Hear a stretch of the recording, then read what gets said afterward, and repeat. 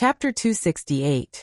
Dark was surprised by Alvette and Claire's appearance, but he immediately guessed that it was most likely because St. Marian's Rookie Showcase was held on the Saturday morning of the second week of school every semester. Therefore, they had specially come to watch the match. This didn't affect Dake's mood much. It was their arrival that made it difficult for Dake to lose. He had to win. Looking at Yvette's face, which he hadn't seen for a long time, Dake couldn't help but reveal a warm smile. The first match of every Saturday started at 8 o'clock sharp. Unlike the mock matches that Dake had experienced before, the official competition had both referees and commentators. Today the commentator was a member of the Duel Club, Zach Wilson. Wilson's cheeks were slightly longer, and the corners of his eyes were hooked. When he squinted his eyes, there was a trace of sinisterness. However, he was quite popular in the Duel Club. Remember the website, MVIP can't you? Via's one of the pure-blooded aristocrats. He was humble, kind, and willing to help others. On the surface, he was a good person. Therefore, when he proposed to change shifts this morning, he smoothly swapped places with the original commentator. Standing on the commentary platform, Wilson looked around. Sure enough, he saw the president of the Aristocratic History Research Society, Angus Jeffrey, and the third-year Michael Owen in the ring. Lackey! He cursed in his heart. How he wished that the person standing in Owen's position was him. After his gaze swept past the two, Wilson couldn't help but look at the audience. He was also shocked by the strength of the audience this morning. The appearance of the eldest princess, the eldest prince, the Valkyrie, and the Archbishop gave this week's rookie competition an unusual meaning. If there was a dazzling performance this morning, it would be an opportunity for both the contestants and the commentator. Wilson suddenly became excited. The commentator wasn't the referee, and couldn't have a substantial impact on the results of the competition. However, the commentator also acted as the host, so it had an effect on the direction of public opinion. Wilson originally wanted to watch Dake Dimming make a fool of himself from the nearest distance, but now he didn't dare to be biased. Hello ladies and gentlemen. After a week, we are once again at the Shung Malian Newcomer Competition. Familiar audience members should know that today is a special day. New duelists will usually have their first battle in the second week after joining the Duel Club, which is today. But you definitely don't know that among this batch of rookies, there are a total of 7 first years. As for who these 7 young duelists are, we will slowly reveal it in the upcoming matches. And now, let's welcome the 2 contestants of the first rookie competition. The red team player is a veteran who joined the Duel Club in the second half of last year. He's really old. He's a second-year knight, Willy Bronte. That's right. Today is the classic fated showdown between the Academy of Knights and the Academy of Nobles. The blue team's contestant is one of the 7 true newcomers, Teddy Dolan from the First Grade Aristocrat Academy. Let's give the 2 contestants a round of applause. Pa pa pa pa. Warm applause and cheers rang out from the ring. Dolong dolong. The little fatty, Pit Tan, waved the flag with all his might and cheered with all his might. Dolan, who had walked up to the blue team's contestant platform, blushed slightly. The pressure of being the first to go on stage had lessened somewhat. But when he arrived at the contestant platform, he lowered his head and saw the 120-meter-long formal field, which made him feel a little dizzy. His opponent, Willy Bronte, was an excellent second-year student. He was different from the second years who had just participated in the recruitment competition this semester.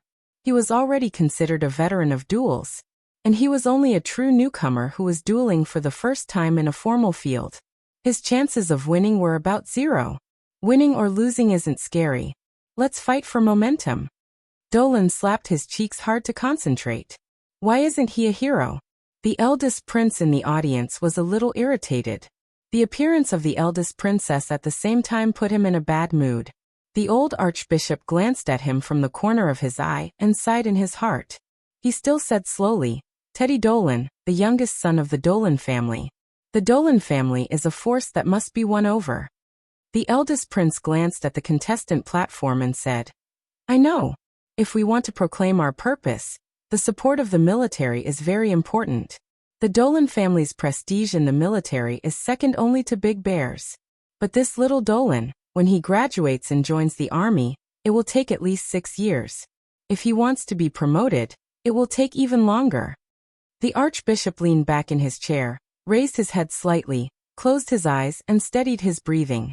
In a corner of the audience, a man wearing an ordinary overcoat was looking at the stage with satisfaction. Not bad. It looks like little Teddy didn't slack off in class.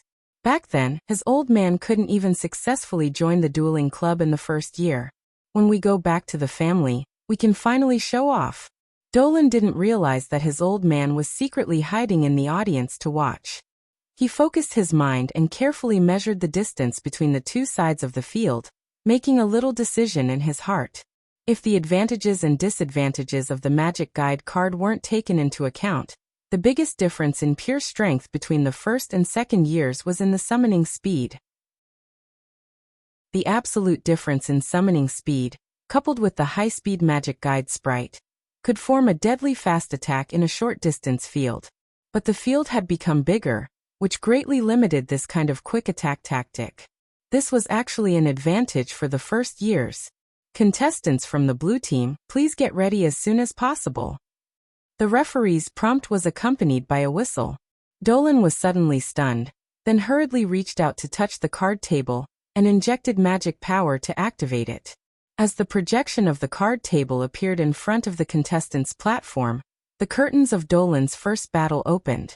In the first round, he successfully summoned a 3-star magic guide sprite with an attack power as high as 1,500, Little Rock Dragon. Then he summoned a large number of third-year high school magic guide sprites, and held on for a long time under the relentless pursuit of the second-year senior. In the end, after Willy Bronte successfully sacrificed a 4-star magic guide sprite to summon, his lineup was completely defeated, and he was defeated helplessly. Let us congratulate contestant Bronte for holding on to the dignity of a senior. Of course, contestant Dolan's tenacity is also very strong, worthy of being called the best among the first years. Let us also offer him a round of applause. Wilson announced loudly on the commentary platform. He felt that his commentary was the same as the atmosphere in the field, and he was also getting into the zone. Dolan's defeat was more or less expected. Apart from his companions who felt a little disappointed, only a few thorns from the Knights Academy mocked him after he left the field. It was not a big deal. According to Professor Cheong-si, it was not shameful to lose the first battle. The main topic of this competition was to be able to learn from failure and see clearly where the gap between oneself and the opponent was. I wonder when Dake's match will be? Dolan immediately changed his occupation to spectator. As soon as I woke up, I saw the big shots driving the train. I was scared silly. 6:02 p.m. in 1. Chapter 269. Brat, it's not terrible to lose. How can you still laugh after losing? When you get home, I'll give you a good beating. The man in the overcoat in the corner of the auditorium stood on his tiptoes, wanting to see his son's face more. Unfortunately, as Doran entered the ring, the people in the auditorium could no longer see him. The man sighed, thinking that his son should be doing well in the academy and didn't embarrass the Doran family. That was enough. He turned his head and glanced at the place where the eldest Prince Charles was and couldn't help but think. At this level, the eldest prince probably won't like him. I don't have to worry about being involved in the ZZ vortex. Our Doran family are all uncouth people. Finally, we have a son with aristocratic style. I have to take it easy. Well, let's change to Rattan. The competition was in full swing. Before Doran stepped off the stage, the two duelists in the second round were already waiting. These two players were second-year students who had just joined the duel club. It was a close contest. Old John carefully slipped into the Shung Malian Duel Branch Hall and found an inconspicuous place in the auditorium to watch the competition. He had a unique skill in sketching. With just a few strokes, he could draw people 70 to 80% similar to each other. Therefore, his books were more popular than other books. Even if the two second-year students in front of him were passers-by, he could still recognize them at a glance. Remember in a second. https://m. VIP can't you? VIP. But these two people were obviously not the focus of the royal family. He stared with his small eyes, feeling a little anxious. If he could catch the attention of the eldest prince and the eldest princess, maybe his book could sell well and enter the stage of making a fortune ahead of time. But in the third round, it was still two passers-by characters. Although the overall atmosphere of the newcomer competition was gradually warming up, it seemed that there was no explosive point yet. In the contestant lounge, Dake withdrew his gaze from the duel arena. The level of the second-year newcomers was uneven. Some of them couldn't even compare to the first-year students this year. The observation value was not great. But the next round was Deanna's turn. He turned to look at his side. Deanna was sitting on the chair on tiptoe, looking at the cards mysteriously. It seemed that she wasn't afraid of the first battle. If I were her age now, I would probably be extremely nervous, right? Dake thought about it and felt that the Shung Malian students were actually quite amazing. If he didn't have the memories of his past life, he definitely wouldn't be able to be so calm. However, a first-year student wasn't someone he could compare himself to. A few minutes later, he reminded, "It's almost over." "Is that so?" Deanna subconsciously covered her magic card. Then she chuckled and jumped down from the chair. She patted her skirt and said excitedly, "It's my turn." Dake stretched out his hand and spread his fingers. "Good luck."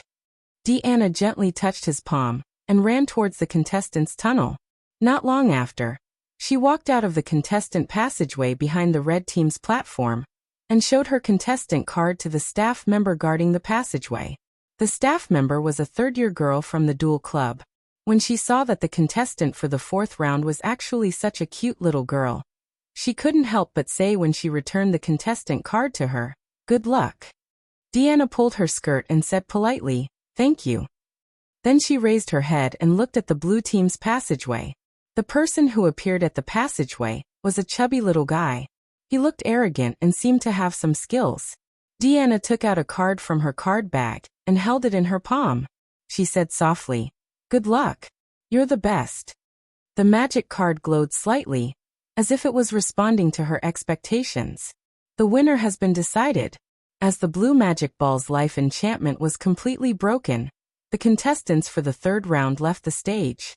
The red team's contestant walked down the stage with a red face and waved at his friends and family in the audience. He was obviously very excited. After he walked into the contestant tunnel, Diana walked over to the red team's platform at a leisurely pace. She climbed the stairs and used the height of the stairs to look for Luoxi's figure in the ring. Finally, she saw Luoxi waving his card and the word Bear Heartsuit Cat on it. She couldn't help but smile slyly. When she reached the contestant's platform, her gaze was still wandering between the ring and the audience. She heard from Dake that Dake's mother was also here. She wondered if her parents were here too. It would be great if they were here too. Deanna missed her mother a little. Suddenly, she turned her gaze and saw a giant man who was more than 2 meters tall in the crowd. Her face relaxed visibly, especially when she saw the silver-haired woman leaning against the giant man. Deanna was even happier. She jumped up like a little rabbit and waved her hand in that direction. Viscount Great Bell had lush brown hair and a beard that surrounded his cheeks like a lion's mane. Sitting there, he was taller than a person standing. At first glance, one would think that there was a giant brown bear behind him. His strong and majestic physique gave people an unusual sense of security. The woman leaning against him had shoulder-length silver hair. She was tall and slender. She looked out of place with the giant man, but somehow they looked harmonious. That was Deanna's mother, a woman with a trace of royal blood. Deanna had undoubtedly inherited her mother's genes.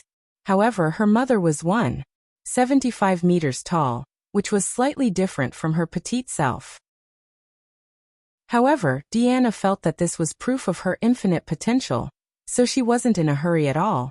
Viscount Great Bell saw his daughter waving at him and said proudly, "See, I told you our daughter could do it. Even that kid from the Dolan family made it. Deanna will definitely be able to do it." Viscount Great Bell's wife saw his proud face and blinked. She said, "Then why don't you hurry up and say hello to our daughter?" Viscount Great Bell's heart skipped a beat. "You're right." He stood up abruptly. His broad back completely blocked the view of the audience. Then a beast-like voice shocked the audience. "Deanna, Daddy is here." The audience suddenly became silent. The eldest prince in the front row couldn't help but look back. However, when he saw that it was the Great Bear Viscount, he suppressed his anger and turned back. The archbishop next to him opened one eye and quickly closed it again to rest. "That's Deanna's father, right?" Claire glanced at him and asked Yelvet. Yelvet nodded. "Deanna is the little bear on the stage? She has a good relationship with my baby?" Claire smiled. "There's another daughter from the Flotty family. The three of them are always together." Yelvet. "Is that so? Looks like I have to find a chance to visit the Great Bear family. I didn't expect my baby to have learned how to get along with girls. I remember that he had a complete falling out with little Anna when he was young." The eldest princess Elisha couldn't help but smile. Children's playfulness doesn't count. Who knows, maybe Anna will become a strong competitor for the Duke's daughter-in-law when she enters the school next semester. Yelvet smiled. "Really, my baby has an arranged marriage when he was a child." Elisha didn't care. "Duke, there's a popular phrase in the marketplace now. It's called free love. You can't arrange a marriage. Don't talk about my Anna." And she personally picked out the date at the Halloween ball. Yelvet. Anna and Anchi? On the stage, Deanna didn't feel awkward because of her father's loud voice. She even felt that the louder he was, the better. Of course, she was a little girl who already knew how to be reserved, so she couldn't speak loudly. Therefore, she just waved her hand harder. Then, with the reminder of the referee, she turned her attention back to the duel. Commentator Wilson's voice sounded. "Today's pace is unexpectedly fast. In the blink of an eye, it's already the fourth duel. As you can see, it's another duel between the first and second years. The red team's contestant is the star of the first year, the apple of the kingdom bear's eye. Deanna Greatbear."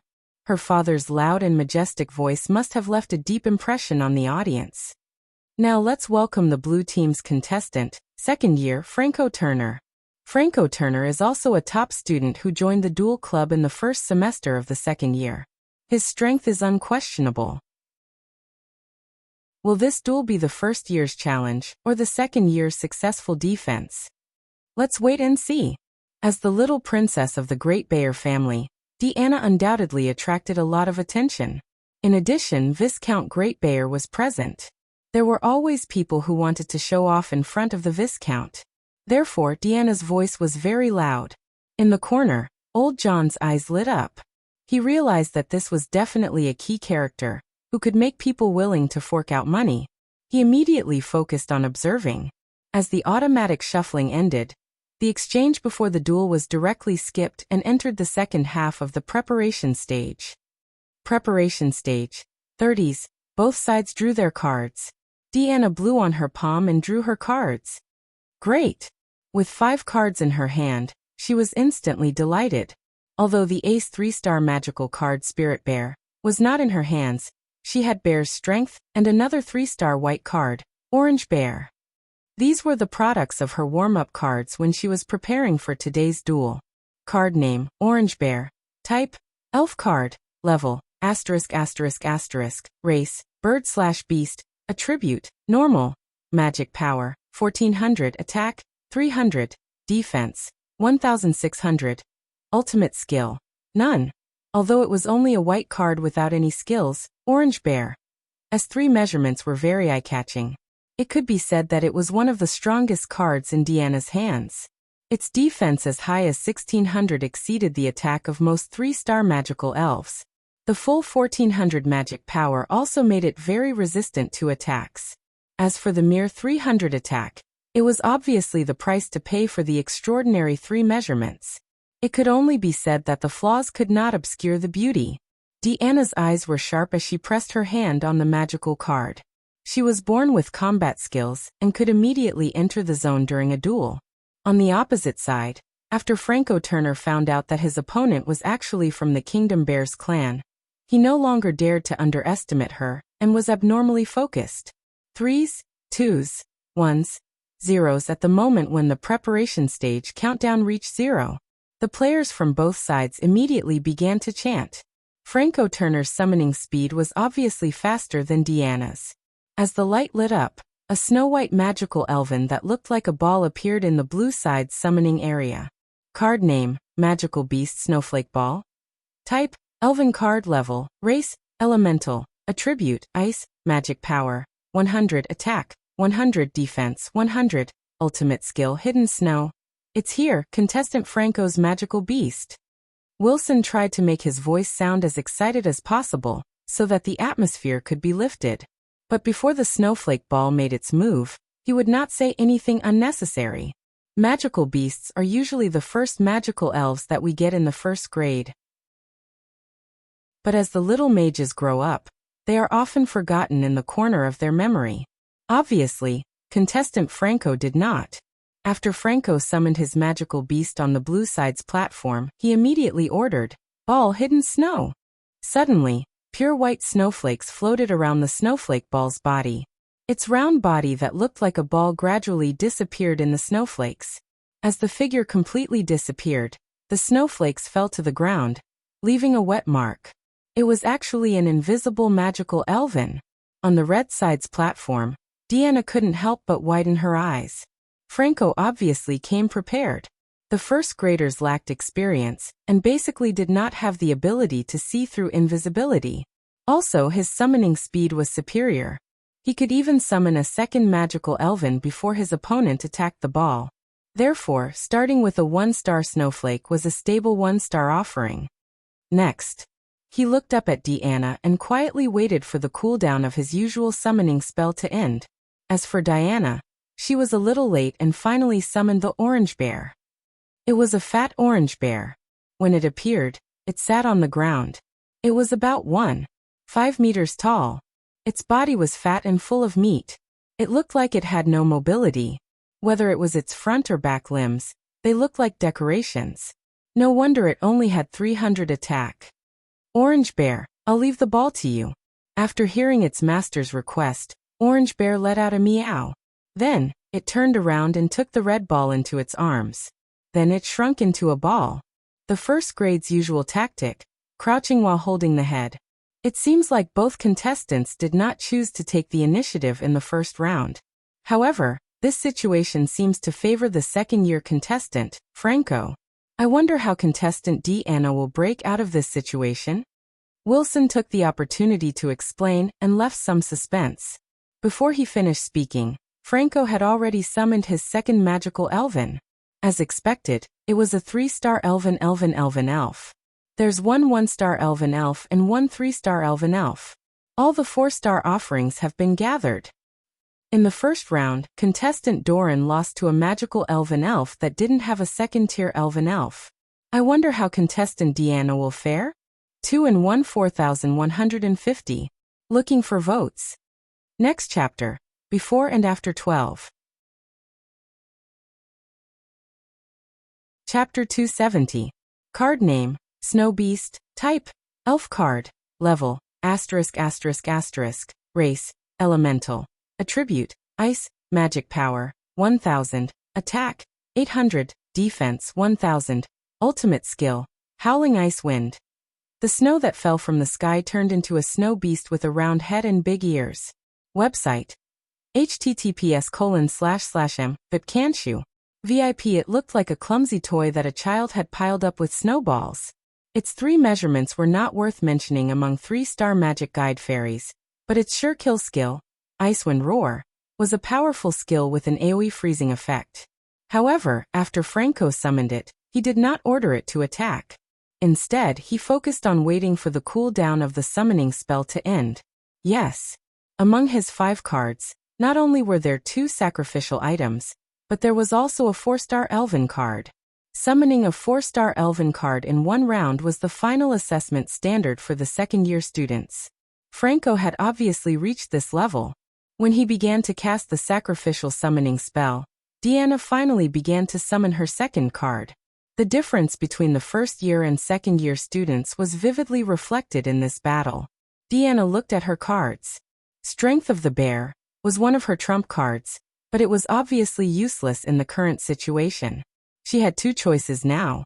One was to summon a less powerful elven card, and the other was to give up the summoning in order to preserve the cooldown and wait for the draw card in the second round. However, just like Wilson's explanation, Franco's goal was very obvious. If she waited for him to summon a 4-star Elven card, this duel would probably end right away. Therefore, Deanna had to choose the first option, which was to summon a Elven card. In the contestants' lounge, Dake had been watching the battle from the window.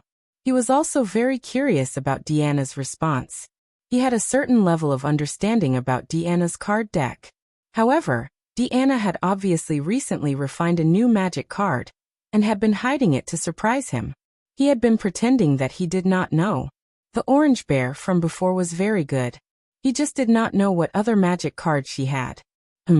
Then he suddenly noticed that a small house had appeared in the red team's summoning area. It was a boxy hut built with red bricks. The arched door and 2 windows were made of wood. There was an intricate sign hanging on the door, with the heads of 3 little bears drawn on it. Excluding the roof, the size of the house was a standard 2 by 2 by 2. What magic card is this? Dake was a little confused, because he had never seen such a type of magic card before. It looks like an item card, but something doesn't seem right.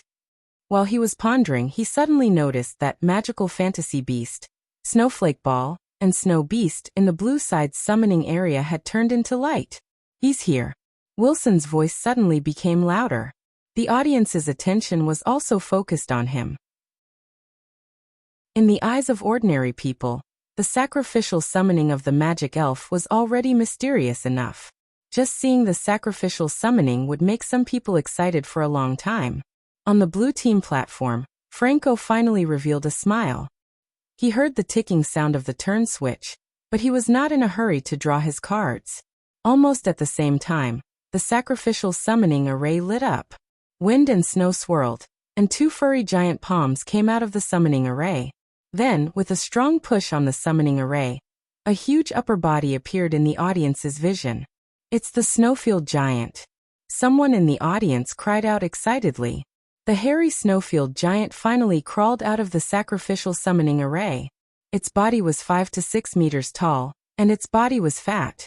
Its belly was big enough to support a boat. Under the long hair was a face and limbs like a gorilla's. Ayo!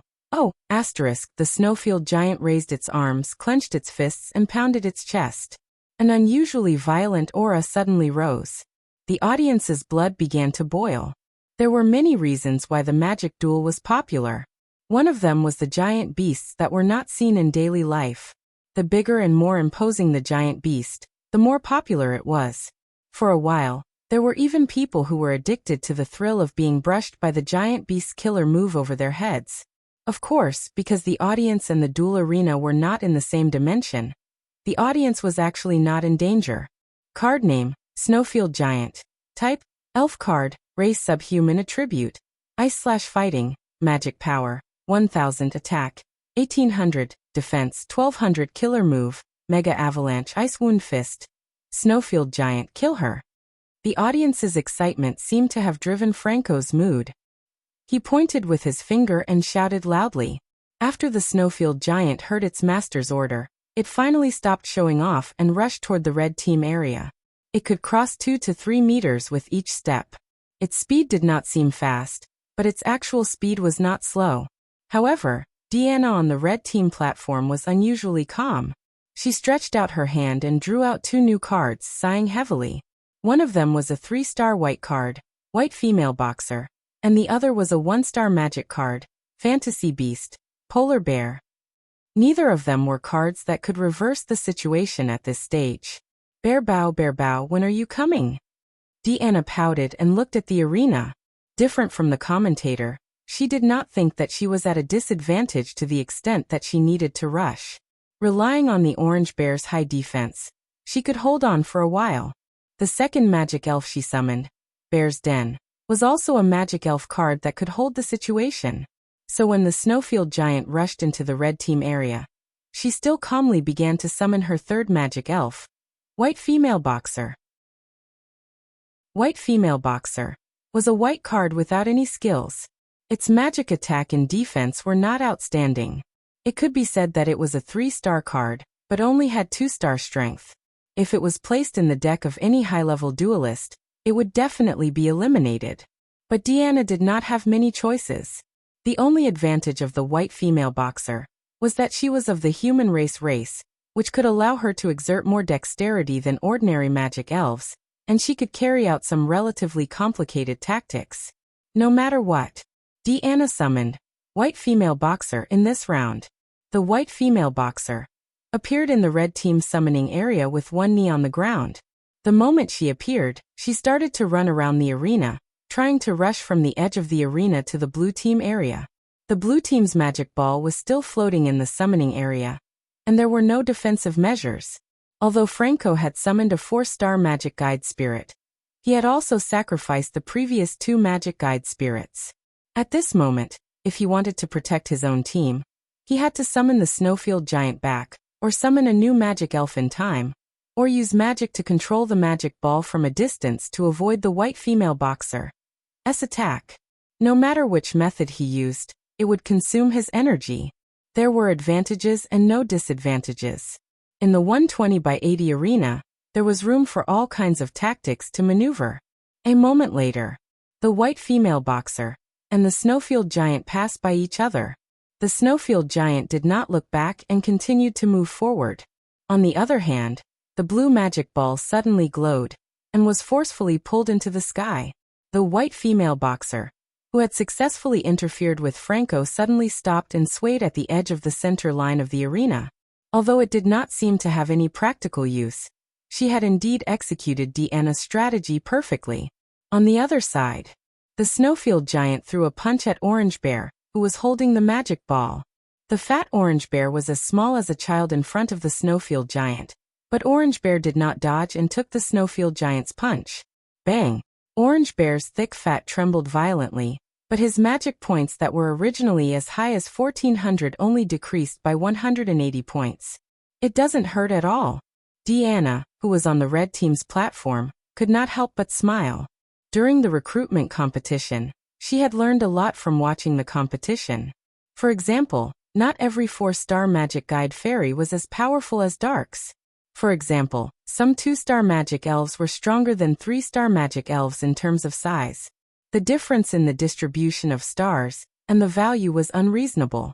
A normal 4-star magic elf would not be able to cause fatal damage to Orange Bear. Franco, who was on the blue team's platform, seemed to have finally noticed this. He quickly ordered, "Snowfield Giant, Ice Wound Fist." Roar! The Snowfield Giant raised its arm again and clenched its right hand into a fist. Then, from its fist to its elbow, a thick block of ice condensed. With this punch, Orange Bear would probably suffer additional damage. However, at this moment, the 3rd round had already begun. Deanna immediately drew her card. Alright, here it comes. Her eyes lit up and she immediately began to summon Spirit Bear. In her hand, not only did she have Spirit Bear, she also had Strength of Bear. If she could successfully summon these 2 magic elves, the Spirit Bear would have an exaggerated attack of 2,600 points. Strength of the Bear was indeed a strong card that could break the rules. Kaboom! The Snowfield Giant's Ice Wound Fist violently smashed onto Orange Bear's back. The block of ice on its fist shattered into ice shards and shone brightly under the sunlight. Frostbite appeared on Orange Bear's back. His magic points dropped by 600 points, and he was left with 600 points. However, Orange Bear still held on. At this moment, Franco had already calmed down. He realized that a 4-star magic elf would not be able to win this duel. Therefore, after a brief consideration, he began to summon a new magic elf. Although he did not do anything in the 2nd and 3rd round, he did not forget to draw his cards. Therefore, he had plenty of cards in his hand. Since he could not win with one, he would summon another one. First, he summoned a 3-star magic elf. Then he summoned a 1-star magic elf. During this process, Deanna also successfully summoned Spirit Bear. The old giant bear that was condensed with light crashed into the Snowfield Giant fiercely after it appeared.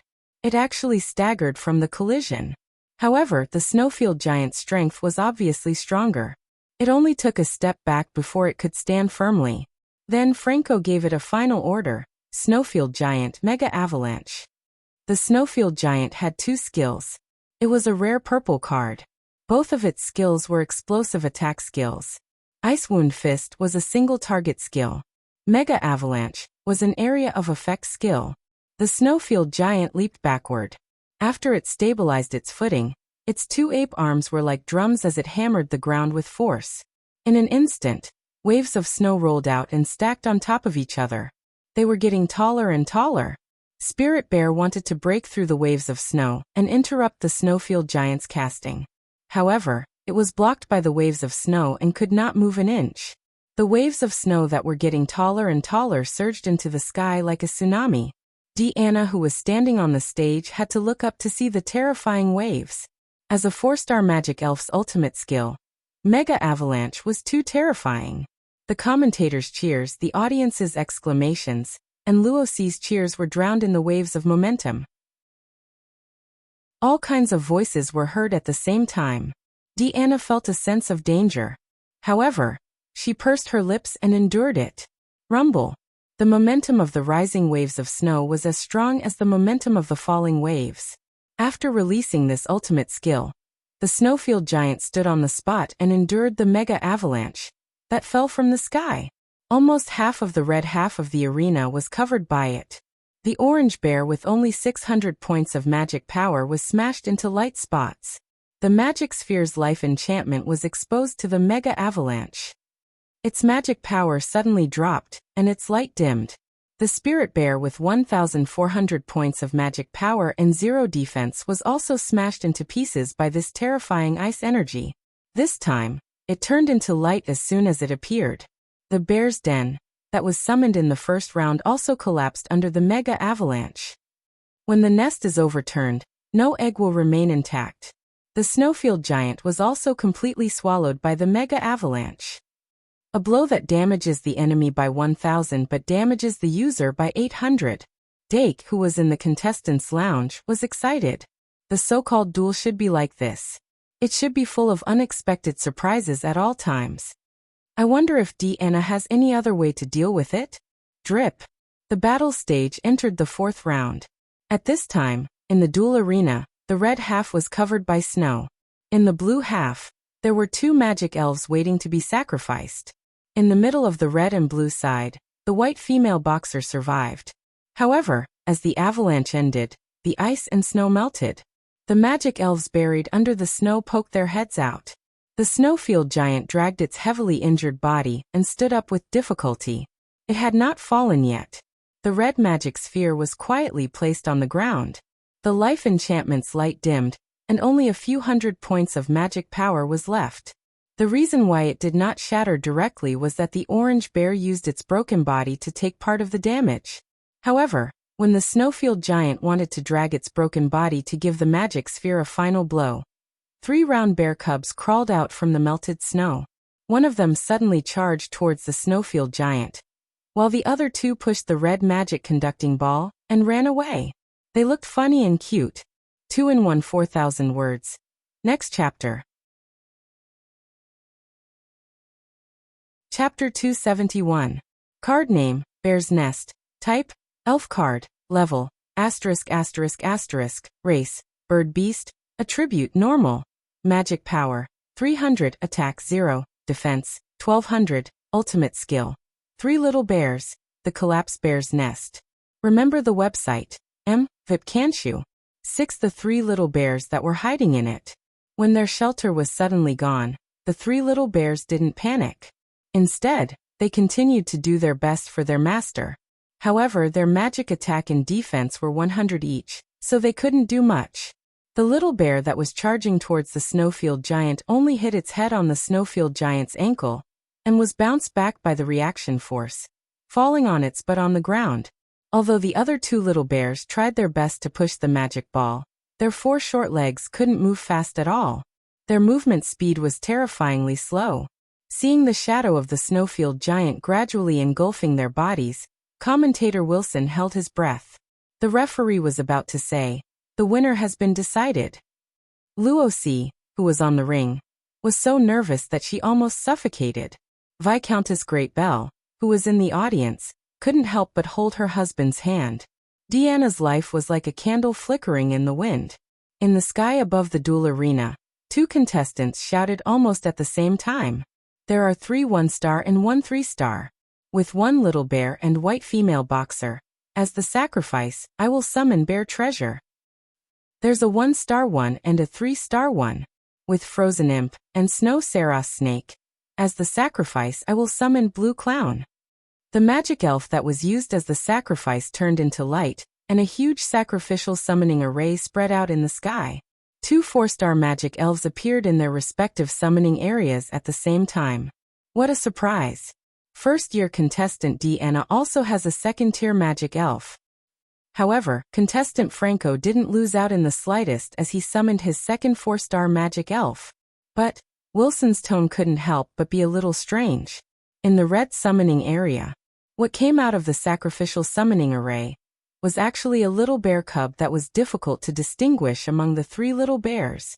The bear cub descended from the sky and sat on the head of the snowfield giant, directly killing it on the spot.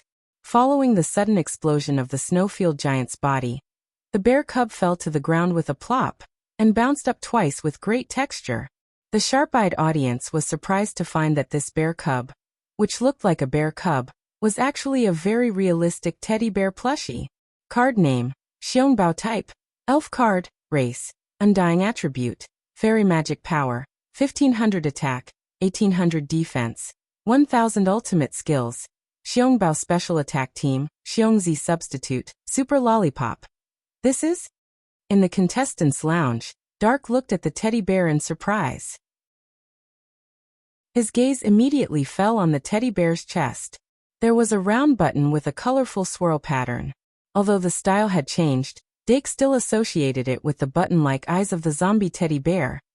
That was the Christmas gift he gave to Deanna at Christmas. It seems that she used that button as the core material.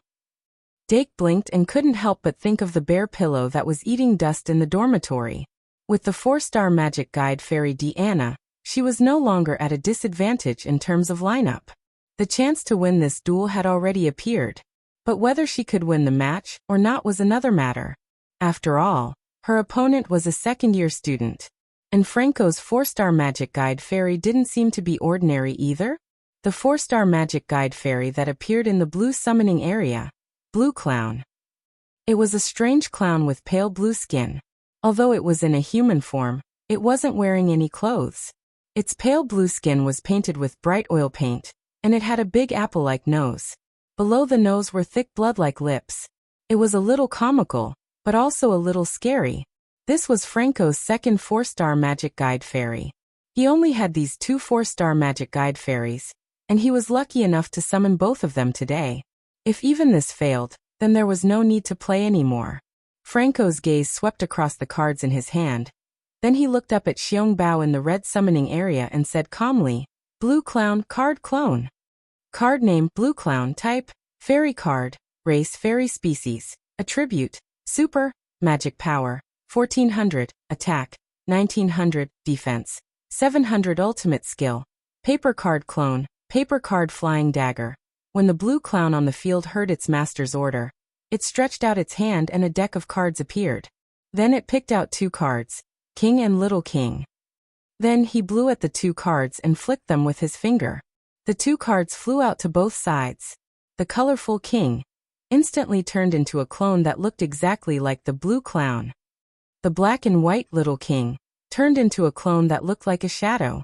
1 clone turned into 3. He just didn't know how much strength the 2 doppelgangers had. Amidst the exclamations of the audience, the blue clown suddenly grabbed King's doppelganger and spun it around a few times. 7-colored light enveloped them and stopped after a while. However, no one could tell which was the main body and which was the doppelganger. Xiao Wang's doppelganger took a step forward, sneaked into the shadow, and disappeared completely. Contestant Franco's blue clown is a very unique magic guide fairy among the 4-star magic guide fairies. I'm sure some of the audience still have an impression of it. As for contestant Deanna's Xiangbao, to be honest, as a commentator, this is the first time I've seen it.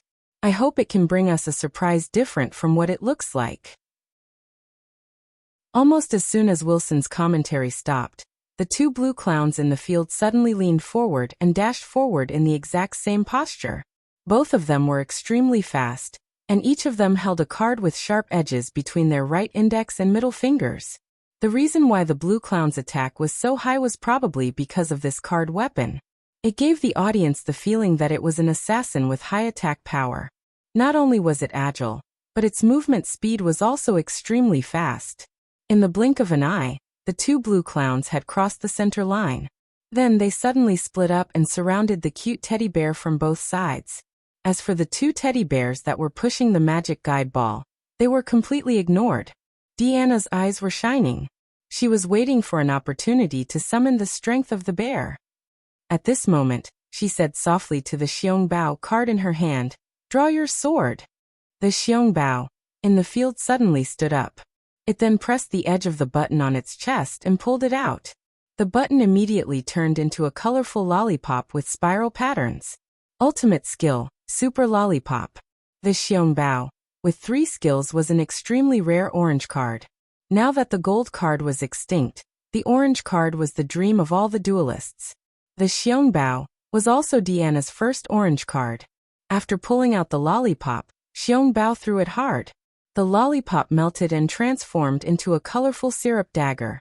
The teddy bear that was holding the syrup dagger was emitting an awe-inspiring aura that did not match its appearance. Tick. Until the sound of the 5th round was heard. The two blue clowns had just closed the distance between them and Xiongbao. Their eyes flashed, and almost at the same time, they made a throwing motion. The cards in their hands suddenly blurred and flew out while spinning. "Block it." Deanna's order was suddenly heard. Xiongbao immediately raised the syrup dagger.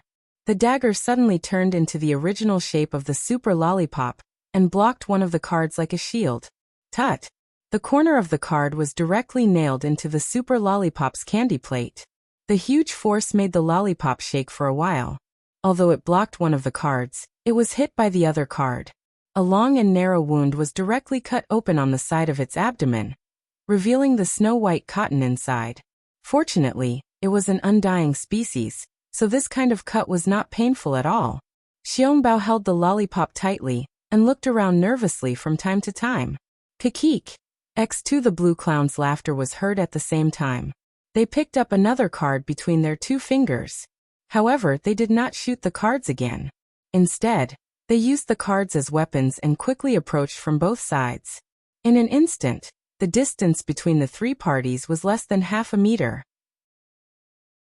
Xiongbao, who was panicking just now, suddenly became serious and swung the lollipop at the blue clown on the left side. The lollipop turned into a sword in the process and slashed at the knee of the blue clown on the left side at lightning speed. The blue clown inherited the weakness of the assassin with high attack. It was a fragile creature, and its clones were even more fragile than its main body. Xiongbao's slash cut the leg of the blue clown on the left in half. The heavy injury caused it to explode with a puff. The king card fell in the smoke. However, the blue clown's main body also slashed at Xiongbao's head. Boom! Xiongbao's body suddenly exploded, and a broken doll substitute appeared on the spot. Its main body appeared behind the blue clown at random. Attack! After being stunned for a moment, Xiongbao received the order to attack and slash with the super lollipop.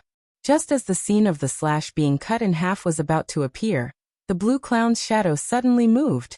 The shadow stood upright and blocked the unexpected slash. However, it also exploded into a card with a puff. It was the king card. The situation took a turn for the worse. The blue clown's 2 card clones were destroyed in such a short time. The card-throwing knife that it launched was also blocked by the super lollipop. Its 2 sure kill skills had entered cooldown. At this moment, it was Xiongbao's turn. Xiongbao's special attack team. Diana's command echoed throughout the arena. Xiongbao, who had successfully destroyed the card clones, retreated quickly and dodged the blue clown's counterattack. Meanwhile, Xiongbao, who had distanced himself, suddenly transformed into a small black special attack suit.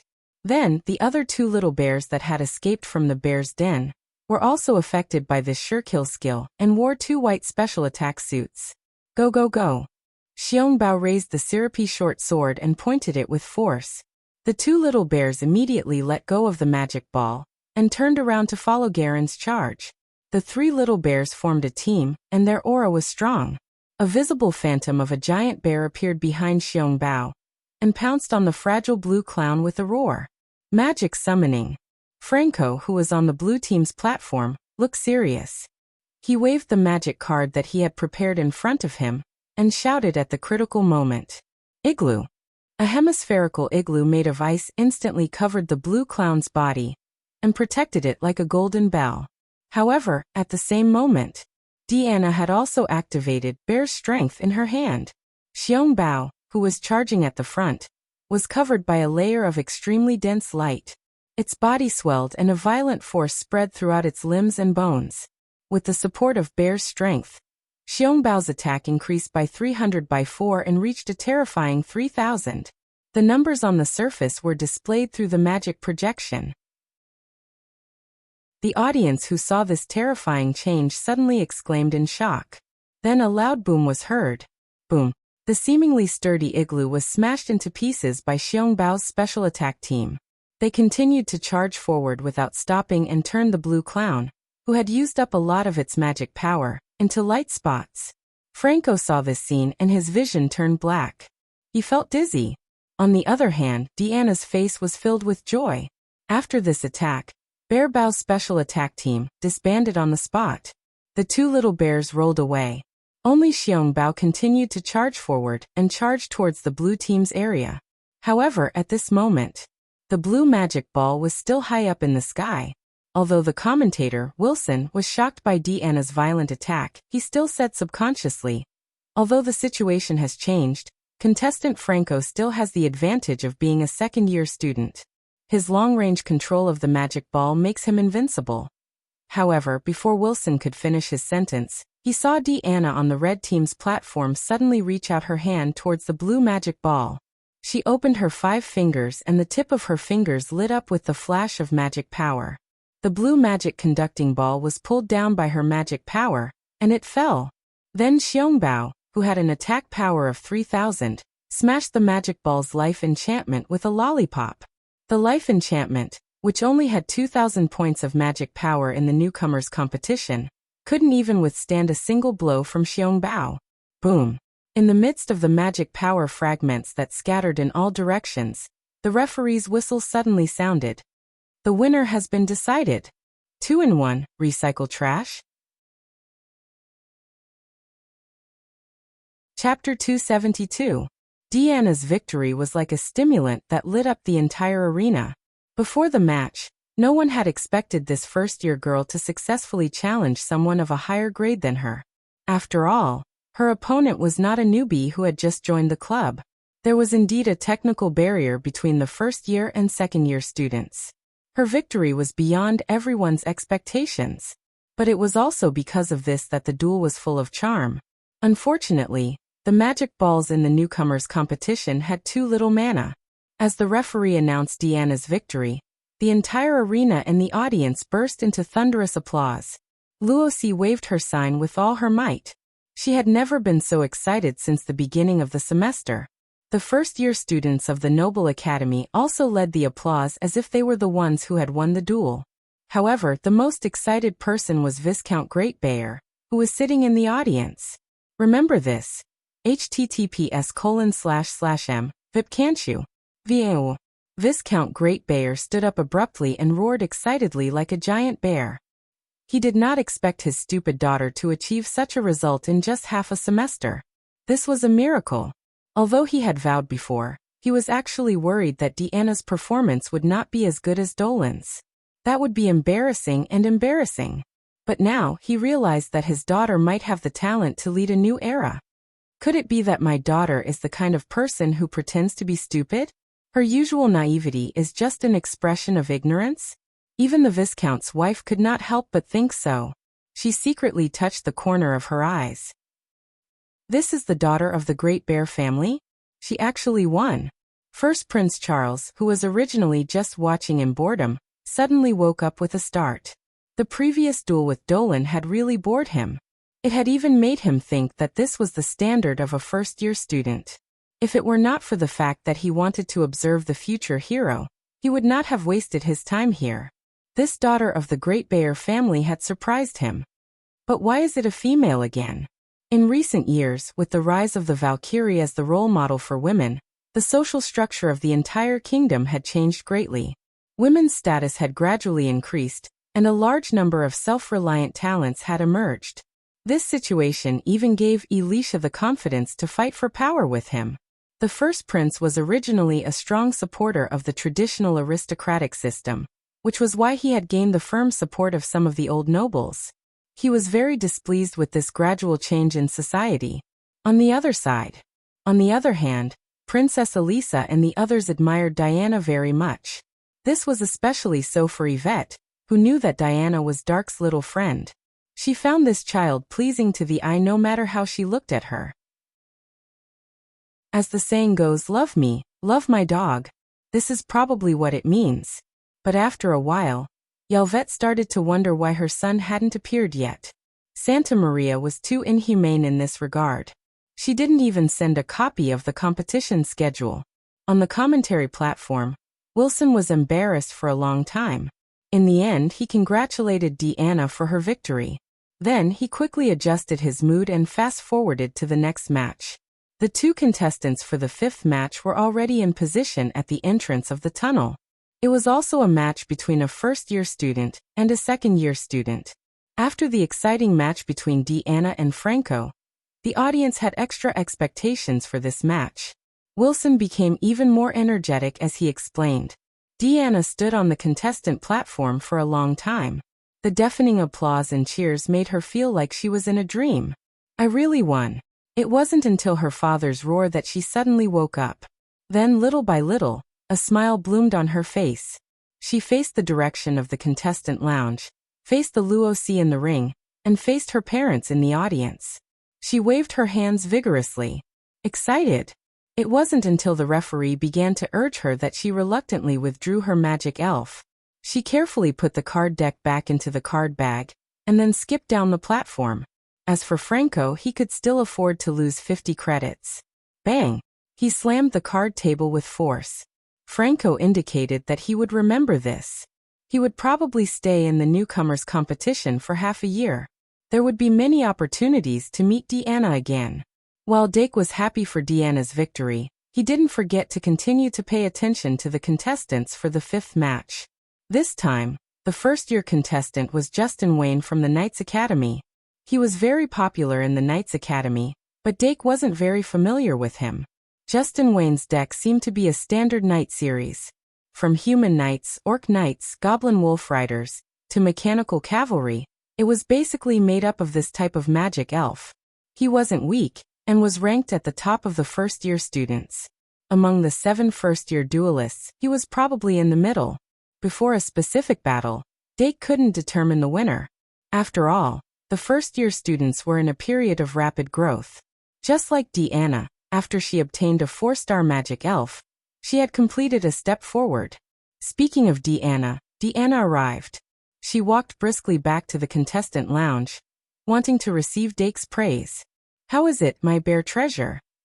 Are you surprised? Deanna took out bear treasure and waved it in front of Dake. Dake couldn't help but chuckle. Very good. This should be an orange card, right? Deanna immediately nodded. It's the first one. I made it with your Christmas gift. Dake took the opportunity to ask his doubts. Is Bear Treasure's special attack team a sure kill skill that can summon companions? Deanna glanced around and said sneakily, it's like this. Every additional bear cub can increase the attack of the special attack team by 100 points, as well as increase the attack range by 1 unit. Dake was shocked. Is there a limit? Deanna shook her head. I don't know. Some sure kill skills required research and experimentation to be fully understood. Bear Treasure's special attack team definitely had a limit, but this limit was likely related to Bear Treasure's commanding ability and other factors. If they could find a way to break through this limit and form a special attack team of 100 little bears, then the attack power of this skill would be unprecedentedly terrifying. But it definitely wouldn't be easy. Dake exclaimed, That's amazing. Deanna touched her head and laughed. It's just SOSO. Even the temperature became warmer for a while. Dake turned to watch the game with Deanna. Deanna, who had completed the task, relaxed a lot and was able to talk to him about some points of view. Although she looked a little stupid, under the influence of the elders in her family, she was actually more tactically cultivated. Dake actually enjoyed the process of chatting with her. On the field, Justin Wayne actually used a strange magic card to make the three knights form a triangular phalanx, which greatly increased the overall attack and defense of the three knights, and actually gained the advantage in a short period of time. Unfortunately, his opponent was not to be trifled with. He quickly found an opportunity to kill one of the knights and break the phalanx formation. Then, he took advantage of the opportunity to attack and crush the knights, and finally won. Justin Wayne's performance was very eye-catching, but unfortunately he didn't succeed like Deanna. The second-year senior breathed a sigh of relief when he won. He was actually under a lot of pressure. After all, he couldn't let the second years lose face. The next 6 to 8 matches were all duels between the second years. The duel between the two second years in the 8th match was very intense and exciting, and it once again caused a stir in the audience. Dake also watched very seriously and felt that he had learned a lot. At the start of the 9th match, he took a deep breath and prepared to go on stage. His match was the 10th match and it was the next match. But just as he was about to retreat from the window, he suddenly noticed that one of the two contestants was actually a third-year senior, Angelia. Her opponent, on the other hand, was only a second-year senior. Although senior sister Angelia lacked experience in dueling, she was truly powerful. Dake still remembered that bitter battle very clearly. Is she here to pick up money with a sack? And then, as expected, the 9th match became senior Angelia's personal show. Dake felt that the situation was set, so he said goodbye to Deanna and walked into the contestants' passage. It was just past 9:30, which was almost the same time as the duel notice. He walked through the long underground passage and came to the red team's contestants' passage. He handed the contestant card to the staff member guarding the passage. First-year Dake Dimung? The third-year girl couldn't help but ask. Dake nodded. That's me. The girl couldn't help but chuckle. I remember you. Angelia lost to you in the recruitment competition. Dake smiled. Senior, I really hope that you can remember me for other reasons. Okay. The girl handed the contestant card back to him, but didn't retract her hand. Let's get to know each other. I'm a third-year student from the House of Fools, Angelia's classmate, Demi Charlotte. Dake reached out and shook her hand. Hello, Senior Charlotte. Demi retracted her hand and said, Okay, when Angelia passes by later, you have to pretend that you don't know me. Dake was a little confused. We don't know each other. Deanna is so cute and easy to understand. While waiting, Dake leaned against the wall and continued to watch the match. A minute later, he suddenly noticed that someone was walking out of the contestants' passage on the opposite side. That must be Elsie Kevin, he said. Dake tried to recall the memory in his head. He didn't pay special attention to the senior students, so he didn't know much about this senior from the noble house. But that didn't stop him from meeting him in the common room. Elsie Kevin was only 13 years old. He wasn't ugly, but he had some minor problems from puberty on his face. His behavior was always rigid, and when he appeared in the common room, there were usually 3 or 4 of his peers, and he was always the center of the group. It was obvious that he had a good reputation among the second-year students of the noble house. Dake observed carefully for a while, then suddenly remembered something. He turned to Charlotte and asked, Senior, do you know him? Demi Charlotte glanced at Kevin and said casually, You don't know the winner of the Crimson Star from last year? That shouldn't be. I remember that you're this year's Crimson Star. Ah. Dake looked away. No wonder his name sounded familiar to Panduola. It meant that this senior Kevin had received the trophy at the Halloween party 2 years ago. Although he had won first place in the grade at the Halloween event, it didn't mean that he was the strongest at that time. But it undoubtedly affirmed his strength. At this moment, Elsie Kevin might not be as easy to deal with as Angelia. I feel like I'm on fire. Dake's eyes glowed. His spirit was clearly different. From his indifferent attitude when the homework was handed out, to his slight interest last night, to his desire to win this morning, until now, he was full of fighting spirit. Dake's mentality had gone through many gradual processes. He felt that he was in good shape. At the same time, Elsie Kevin was also observing the situation. He was actually in the process of advancing to the next round. He didn't want to get involved in this mess. In order to advance from the newcomers competition to the main competition, he needed to accumulate 100 points and win 3 matches in a row. Each win would give him 10 points, and each loss would deduct 10 points. Kevin wanted to enter the main competition this semester to hone himself, so he applied to advance last week. He had already won 1 match, and he still needed 2 more. He wanted to win these 2 matches steadily. He didn't want to complicate matters. But sometimes, some things were hard to refuse. After all, Kevin had joined the Aristocratic History Research Society and gained a lot from it. It was reasonable that he could only follow the president's wishes. Then I'll participate. At that time, he thought that his opponent was only a first-year student. Although this first-year student seemed to be somewhat of a supermodel, he was still one of the top second-year students. He was more or less confident. The aristocratic arrogance engraved in his bones made him feel that he wasn't inferior. They were both in the aristocratic academy, and he had studied for an extra year. There was no reason for him to lose. Their gazes collided in the air, but there were no sparks. Instead, the referee whistled. The duel between Angelia and the second-year student finally came to an end. Angelia, who came down from the red team's platform, was surprised to see Dake at the entrance. She stopped and greeted him, her voice full of regret. "Bad luck, I didn't run into you." Dark blinked his eyes. 150 credits are in my hands. Angelia smiled again. "Yes, I got another book." Then she continued walking, leaving only a wisp of bamboo-like fragrance behind her. Dake was a bit confused. What book costs 150 credits? Is it a limited edition signed collector's edition? Demi Charlotte smiled. Sometimes, the ancient bookstore opened by the goblins on Traveler's Street will auction some of the original copies. You can try your luck there. 2-in-1.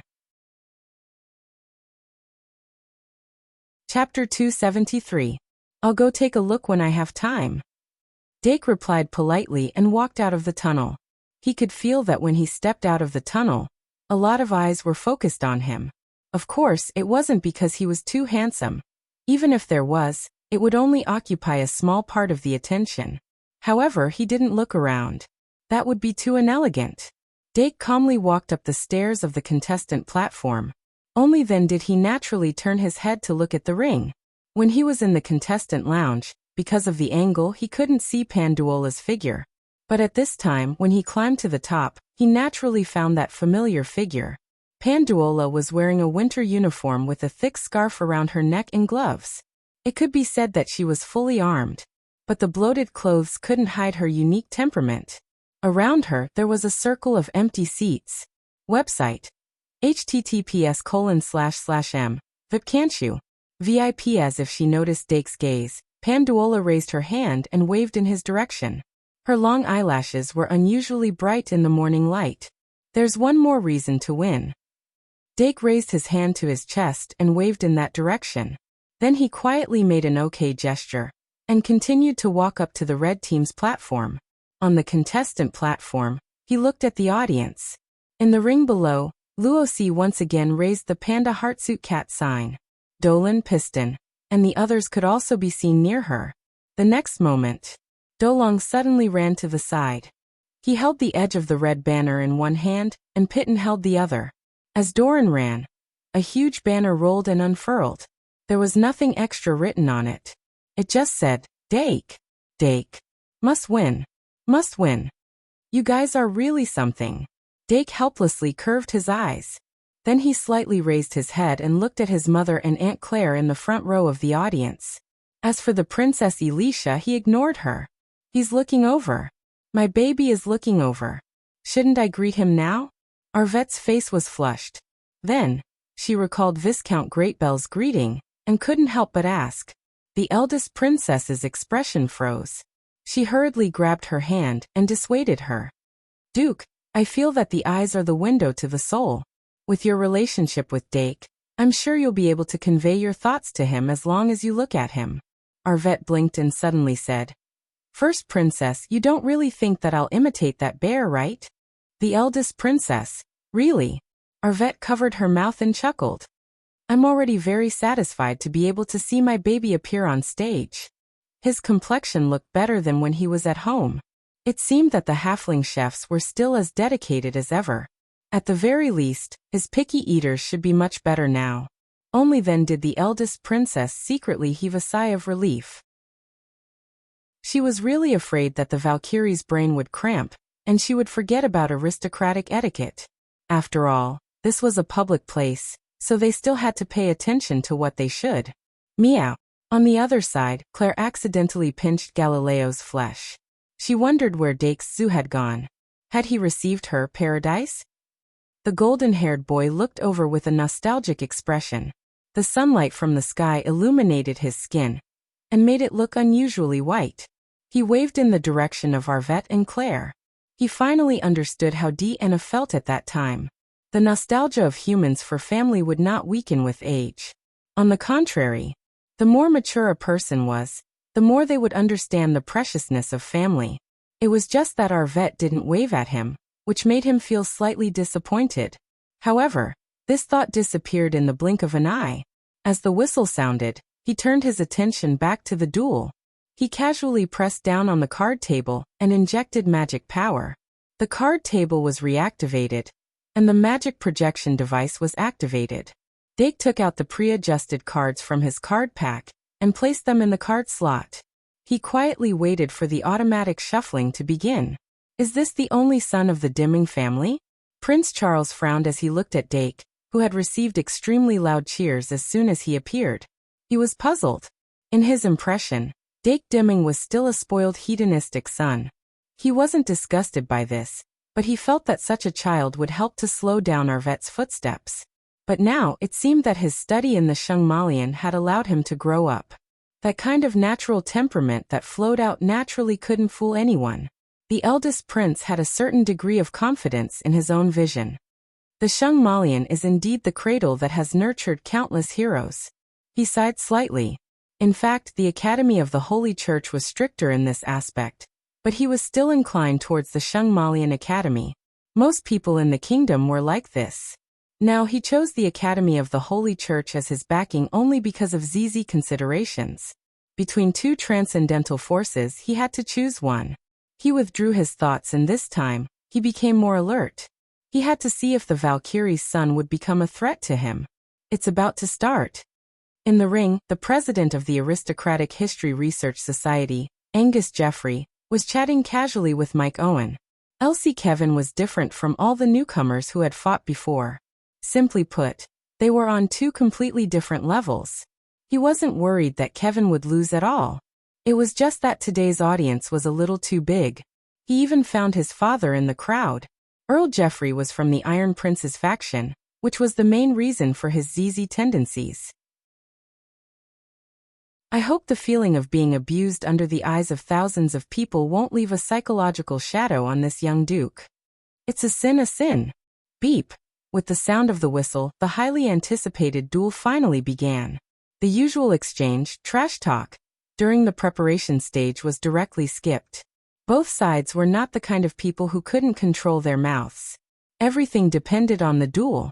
Oh, it's hard to imagine such a coincidence. Today is really a new day. Now please allow me to make a brief introduction of the two contestants. In the red arena is our beloved Valkyrie, the only son of the Honorable Duke Dake Dimming. He is also the winner of the Crimson Star in this year's Halloween event. Student Dake Dimming is a supermodel in the first grade. He once defeated a third-grade student in the recruitment competition. He is the most eye-catching new star in this year's Aristocratic Academy. And in the blue arena, contestant Elsie Kevin is not inferior. He comes from the ancient Kevin family, and is also the winner of the Crimson Star. Of course, it was in the previous year. The two winners of the Crimson Star in the previous year can meet in the newcomer competition. This is a coincidence among coincidences. Wilson shouted shamelessly, making the already enthusiastic atmosphere even more exciting. Who will have the last laugh between the two of them who are one grade apart? The duel won't give in because of your age. Let's wait and see. Clap, clap, clap, clap. Wilson applauded himself. Preparation stage, 30s. When the 30-second countdown appeared on the panel, The atmosphere in the audience was even more excited. The atmosphere in the duel arena, however, was instantly stagnant. Whether it was self-confidence or pride. Once the duel began, outside factors were not included in the calculations. Both contestants held their breaths the moment they drew their cards. They counted to 5 in their hearts. Each contestant drew 5 cards at once, and then spread them out in a fan shape. The next starting strategy would be thought out in the 30 seconds of the preparation stage. Dake looked at his cards. In the newcomer competition, where the Magic Ball's life enchantment only had 2,000 points of magic power, he actually had a set of sure-kill combinations. However, it seemed that he would not be so lucky today. But it was not bad either. Kettle, Magical Beast, Ibu Greed 2, Milk Can Flicker spell. Starting with Kettle, he sat firmly on the fishing platform. Kettle, with a defense value of 2,200, was simply an iron wall that could not be broken by a 3-star magic fairy. Its only disadvantage as a main tank was its size. The main reason why its use was limited was that it could not protect the magic ball with its body. However, as a magic mage that controlled both offense and defense, Kettle had a terrifying dominance on another level that was worthy of being a gold card. Even if the Great Sin 3 series that Dake wanted the most did not appear among the 5 cards in his starting hand, with Kettle, there was no need to worry. If possible, he did not want to use Kettle as a sacrifice to summon Milk Can. Therefore, in this first round he mainly focused on defense. After a short period of strategic thinking, the 30-second countdown passed in the blink of an eye. Tick. The duel entered the battle stage. Both contestants started summoning at the same time. The normal summoning in the first round was the best way to show a duelist's basic skills. Dake's basic skills were based on both hard work and talent. Every day when he woke up, his magic power would increase a little, making it easier for him to convert his hard work. It had only been a week since the last recruitment competition, and he had already shortened the normal summoning time by a few tenths of a second. He was very close to the final limit of 3 seconds. However, Senior Kevin was also worthy of being the winner of the Crimson Star. Their summoning times were very close. Affected by conditions and other factors, this was more or less the limit that an ordinary student could reach. It's decided on you, Kettle. Dake pointed with his finger, and a white light shot out from the card's surface and landed right in front of the red magic ball. The Kettlebug with soft limbs and a hard shell appeared on the field. Although the Kettlebug was a rare magic fairy, it was very famous in the duel arena. After all, there were always some media outlets that liked to create eye-catching rankings. The Kettlebug had a terrifying defense and was at the top of the first-tier magic fairy defense rankings. Therefore, when it appeared, it attracted a lot of attention. On the blue platform, Kevin frowned slightly. He felt that this was going to be tricky. In his summoning area, a square-headed machine was slowly taking shape. It's confirmed. It's a magic fairy that I've never seen before. Dake was ashamed of his limited knowledge, and carefully observed the square-headed machine. This magic fairy was named Machine Component Core. The word core was engraved on its square-headed forehead. Its head took up about half of its body, and the body that extended out from under its head was short and thin. Its arms and legs were like springs, and only the joints were solid. There was a circular groove on the upper part of its body, which seemed to be able to put some kind of special component. Card name, Machine Component Core. Type, Fairy Card. Level. Race, Machine Attribute, Steel. Magic Power, 100. Attack, 100. Defense, 100. Sure Kill Skill. Perfect Assembly. Among the magic fairies summoned at the start, it was very rare to see a 1-star existence. However, for duelists who usually summoned fast enough, they had the confidence to summon a second magic fairy in a short time. After a little more than 3 seconds, Kevin had already begun to summon his second magic fairy. However, Dake didn't continue to move. Immediately after, Kevin's second magic fairy appeared beside Machine Component Core. It was a square-headed machine that was more than 3 times bigger than Machine Component Core. It was a large machine that looked almost the same as Machine Component Core. It was called Machine Component Giant, and the word Giant was engraved on its forehead. Card name, Machine Component Giant. Type, Fairy Card. Level, Race, Machine Attribute, Steel, Magic Power, 500, Attack, 100 Defense, 1000, Sure Kill Skill, Perfect Assembly, Assemble Machine Component. Kevin's command was amplified by the loudspeaker. It would have been better if he had an impassioned tone, but his tone was very calm. Therefore, to make up for this, Wilson said. The commentator Wilson said excitedly, "It's here. Elsie Kevin's signature magic elf, a mechanical component. A machine component that can be freely assembled has amazing charm. Relying on the stacking of components, it can even break through the upper limit of the ladder." Under the background music of the commentator, the machine component core, whose head was as big as a soccer ball, suddenly jumped onto the head of machine component giant. The part below its head directly inserted into the head of machine component core, leaving only half of its cylindrical body to form the neck. Kevin's two machine components transformed into the 3-star machine component giant core. Card name, Machine Component Giant Core.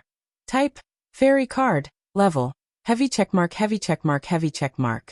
Race, Machine Attribute, Steel, Magic Power, 600, Attack, 200, Defense, 1100, Sure Kill Skill, Perfect Assembly, Giant Core Impact.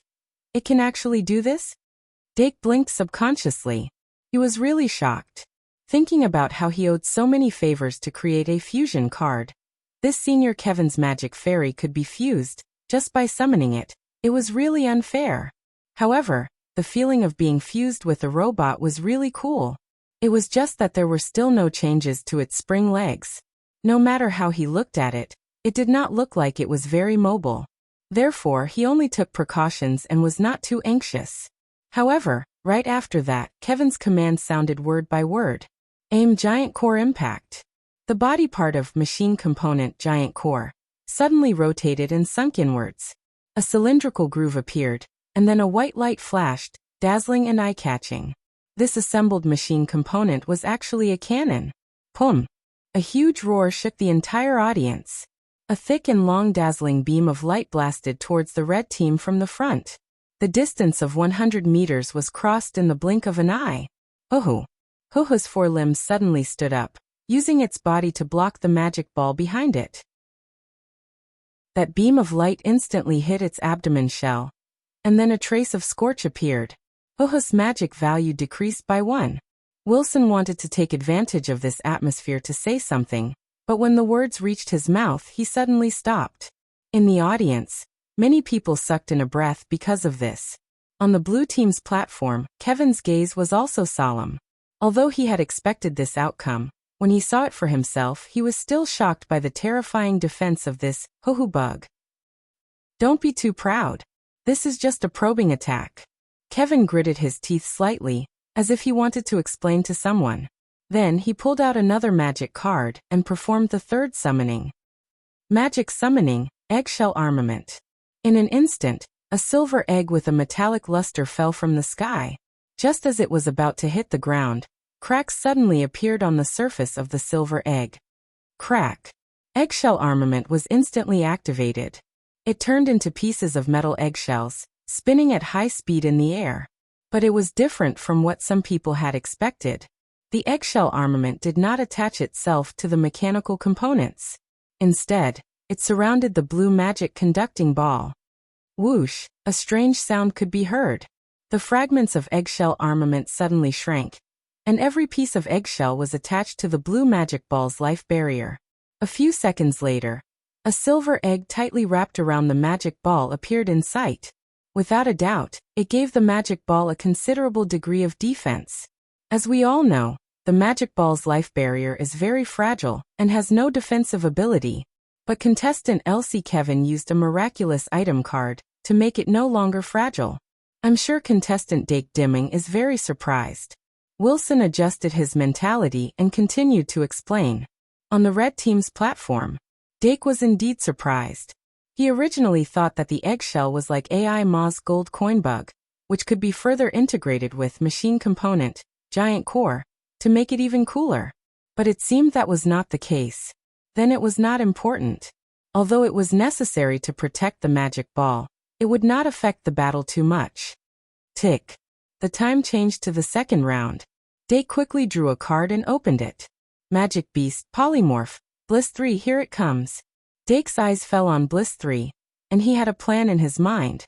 The two machine components that Senior Kevin summoned in the first round were very unique, but in reality, it also exposed the characteristics of his system. But the 5 cards in his hand did not seem to be enough to support his system completely. The card draw in the second round was very likely to be an opportunity to change the situation. If Dake did not have enough countermeasures, he would be at a disadvantage. But fortunately, the appearance of Bliss 3 gave him a choice, and it was 2 choices. Magic Beast, Earbook, Magic Beast, Polymorph. These 2 magic beasts could be strengthened with Bliss 3. The appearance of a 4-star magical fairy was enough to deal with the situation. Senior Kevin's magical fairy seems to be mainly of the steel element. Fairy Earbook's fairy element is restrained by the steel element. I'll choose Polymorph. It was a simple choice. At the beginning of the second round, Dake used a normal summoning spell to summon Magic Beast, Polymorph. When the card of Magic Beast, Polymorph was displayed on the projection, on the commentary platform, commentator Wilson could clearly see the card and couldn't help but cry out in surprise. It's actually a magic beast. Contestant Dake Dimming actually summoned his starter magical fairy in the second round. Let's look forward to seeing what's so special about his magic beast. In the front row of the audience, Valkyrie Yvette clasped her hands together and said nervously, "Is this my baby's starter magical fairy? Why does it look a bit like a slime monster?" "Don't be misled." Claire shook her head and said, "Dake's starter magical fairy is another magic beast." "Yvette, he has 2 magic beasts?" Claire smiled. "We usually think that the first magic beast is the best reflection of a person's characteristics. Dake's starter magical fairy is the same. I think you'll be able to see it soon." Yvette sighed. "You still like to keep people in suspense." Saying this, she looked at the arena with worry in her eyes. The light purple slime monster stood up on Kettle's carapace and swayed its soft body with a cheerful expression. The first-grade students still remembered this magic beast vividly. Some of them couldn't help but reveal strange expressions. If one had to choose which one to want among Dake's magical fairies, the polymorph would definitely be at the top. Those who didn't understand would never know how enviable this magical fairy was. For example, on the blue platform, Elsie Kevin could only look on with a dumbfounded expression. The 2 magical fairies Dake summoned were each more weak than the other. It made him regret not forming a fast attack deck. However, it wasn't too late to speed up the pace. After Dake, Kevin summoned his 3rd magical fairy. Mechanical component, Extremity. Card name, Mechanical component Extremity. Type, Fairy card, Level. Race Mechanical. Attribute, Steel, Magic Power, 500 Attack, 1000, Defense 100, Killing Skill, Perfect Assembly. The mechanical component with the symbol Extremity carved on its forehead had a cylindrical body of nearly 2 meters. Its 4 limbs and facial features stood on its body. Although it was also a steel-type magical fairy, this mechanical fairy was very soft, like a huge rice cake. Its appearance was truly somewhat comical. However, the second-year students who had some understanding of Kevin's set of cards were already in high spirits. The opposition between the first and second grades had been created long before the start of this match. The commentator, Wilson, was even more excited. It's actually the 3rd mechanical component. Appear, a combination that surpasses the latter. The guardian of the super ancient civilization, Mechanical Guard. On the blue platform, Kevin's face was filled with black lines, but he still gave the order under Wilson's command. Perfect Assembly Mechanical Guard. The newly summoned mechanical component Extremity immediately jumped onto mechanical component Giant Core S shoulder and assembled horizontally, forming 2 thick and powerful arms. A layer of white light flashed, and the killing skill, Perfect Assembly, was successfully activated. The mechanical body that was assembled from 3 mechanical components instantly fused perfectly under the effect of the killing skill. The entire body became more coordinated and had more power. Card name Mechanical Guard. Type, Fairy card. Level. Race, Mechanical, Attribute, Steel Magic Power, 1100 Attack, 1200 Defense, 1200 Killing Skill, Perfect Assembly Giant Core Transformation. It's starting. In the ring, the president of the Aristocratic History Research Society, Angus Jeffrey, suddenly revealed a slightly smug smile. Each of Kevin's mechanical components could undergo perfect assembly. If the number reached 3, and the star level was above 3, he could assemble a mechanical guard. And the mechanical guard, that was assembled from the 3 mechanical components, Extremity, Giant, and Core, was a full 5-star magical fairy. At the beginning of the second round, the summoned 5-star magical fairy could crush a first-grade student. Even if he had some supermodels, it wouldn't be too difficult. What a pity. Jeffrey sighed again. Mike Owen was puzzled. Why did you sigh? Jeffrey sighed and said, It's too fast. If it was defeated under the condition of using all its strength, the effect would be better. Owen laughed. President, you really have a bad taste. Jeffrey said, I'll take it as a compliment. The assembled mechanical guard had a big upper body and a small lower body. It actually looked a little clumsy and didn't have the aura of a 5-star magical fairy at all. Dake could only try to figure it out from its appearance, and casually activated Bliss 3. The pink light focused into a beam of light under the control of magic power. Dake pointed Bliss 3 at the variety monster, and the beam of light shone on the body of the variety monster like a stage light. Since confirming that the Great Sin series of magic cards could indeed help other magical fairies to gain intelligence, Dake paid special attention. The variety monster was bathed in the light of Bliss, and the Bliss emblem quickly lit up on its forehead. When the emblem was formed, the beam of light was instantly absorbed, leaving only a faint hint of ambiguous aura in the air. As for the polymorph monster, it had been upgraded from a 1-star magic guide fairy to a 4-star magic guide fairy. The sure kill skill, transformation, was also ready. Dake tapped his fingers on the card table, thinking quickly. Abandoning the thought of a quick attack, he wanted to control this duel more carefully. Senior Kevin's 3-in-1 assembly was indeed cool, and Wilson's commentary was also loud enough. However, before the mechanical guard could really perform, Dake still needed to carefully weigh whether it was qualified enough to be copied by the variety monster. Soon, Elsie Kevin responded to his expectations. Under Kevin's command, the mechanical guard finally took the initiative to attack. It jumped with its short, spring-like legs and rushed to the red team's summoning area. To be honest, it was quite rhythmic. Dake quickly covered his mouth to prevent himself from laughing out loud. When the mechanical guard ran past the center line, the second round had already ended. Tick. The match entered the third round.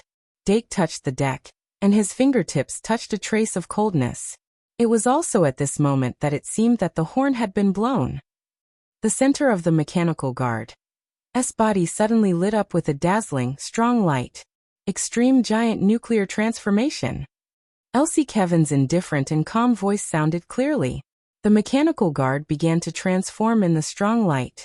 First, the square body in the middle began to expand outward, followed by the 4 limbs and the head. Double, triple. With every step the mechanical guard took, it doubled in size.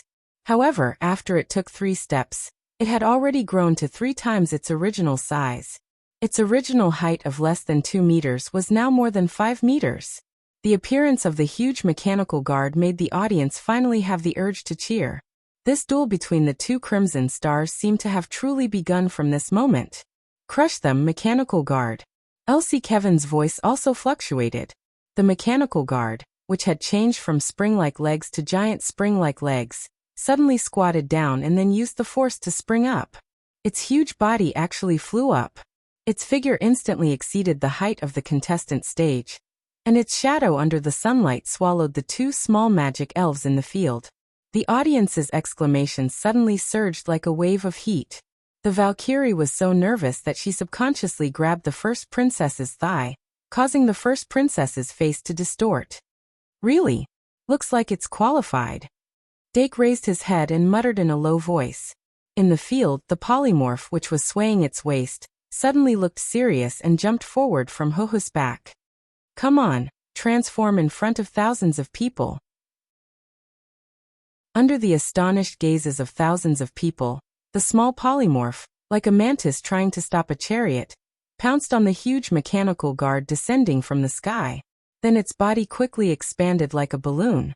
In just a short breath, whether it was the size, the corners, or the details, it was perfectly replicated. A huge mechanical guard that was exactly the same as the mechanical guard from below. The audience exclaimed. The fantasy beast, polymorph, in Dake's hand also showed its 3 measurements at this time. Magic power, 800, attack, 2400, defense, 2400, 4-in-1. Chapter 274. This is. Dake looked at the magic card in his hand. After the polymorphic monster became a 4-star monster, its magic power increased from 100 to 400. But now its magic power had doubled. From this he guessed that the mechanical guard's ultimate skill, colossal nuclear transformation, could not only make it gigantic, but it could also double its 3 attributes. But if that was the case, this mechanical guard's original attack and defense were only 1200? Dake suddenly had an ominous feeling. Bang! The sound of a violent collision interrupted his thoughts. Remember the website, VIP, can't you? VIP. The polymorphic monster that jumped up from below hit the mechanical guard that fell from the sky. Both sides' attack and defense were exactly the same, but the mechanical guard had the advantage of its potential and slammed the polymorphic monster down. Rumble! 2 lumps of iron rolled on the ground, and neither could do anything to the other. Kettle's eyes lit up as she guarded the magic ball. But after thinking about it, she did not take action. On the commentary platform, Wilson's mouth was wide open and he was speechless. He was already in his 4th year, but he had never seen such a cheat-like magical elf. Was that a copy transformation just now? The same question appeared in almost everyone's mind. It was not that there were no similar spells and ultimate skills, but wasn't that a magical beast? And looking at how the polymorphic monster and the mechanical guard were fighting fiercely, this transformation was a perfect transformation without any attribute reduction? No, there should be some restrictions that can't be seen on the surface, such as star level, time, and other factors. Eldest Prince Charles's gaze gradually became serious. The Archbishop beside him finally opened his eyes and said, "There is no such thing as a perfect transformation in this world." The eldest prince nodded slightly and relaxed a little. The Archbishop was never one to lie. Since he was able to say such a thing, he naturally had proof. In the ancient books collected by the Holy Church, there were records of gods who had the divine power of transformation. But even that God could not transform into any species 100% of the time, let alone humans and the magical elf created by humans. Dake Diming's magical beast must be the same. On the other side, the eldest princess's reaction was completely different from the eldest prince's. The first princess finally heaved a sigh of relief because Yarvet retracted her claws from her thigh. As for the Valkyrie herself, she was visibly excited.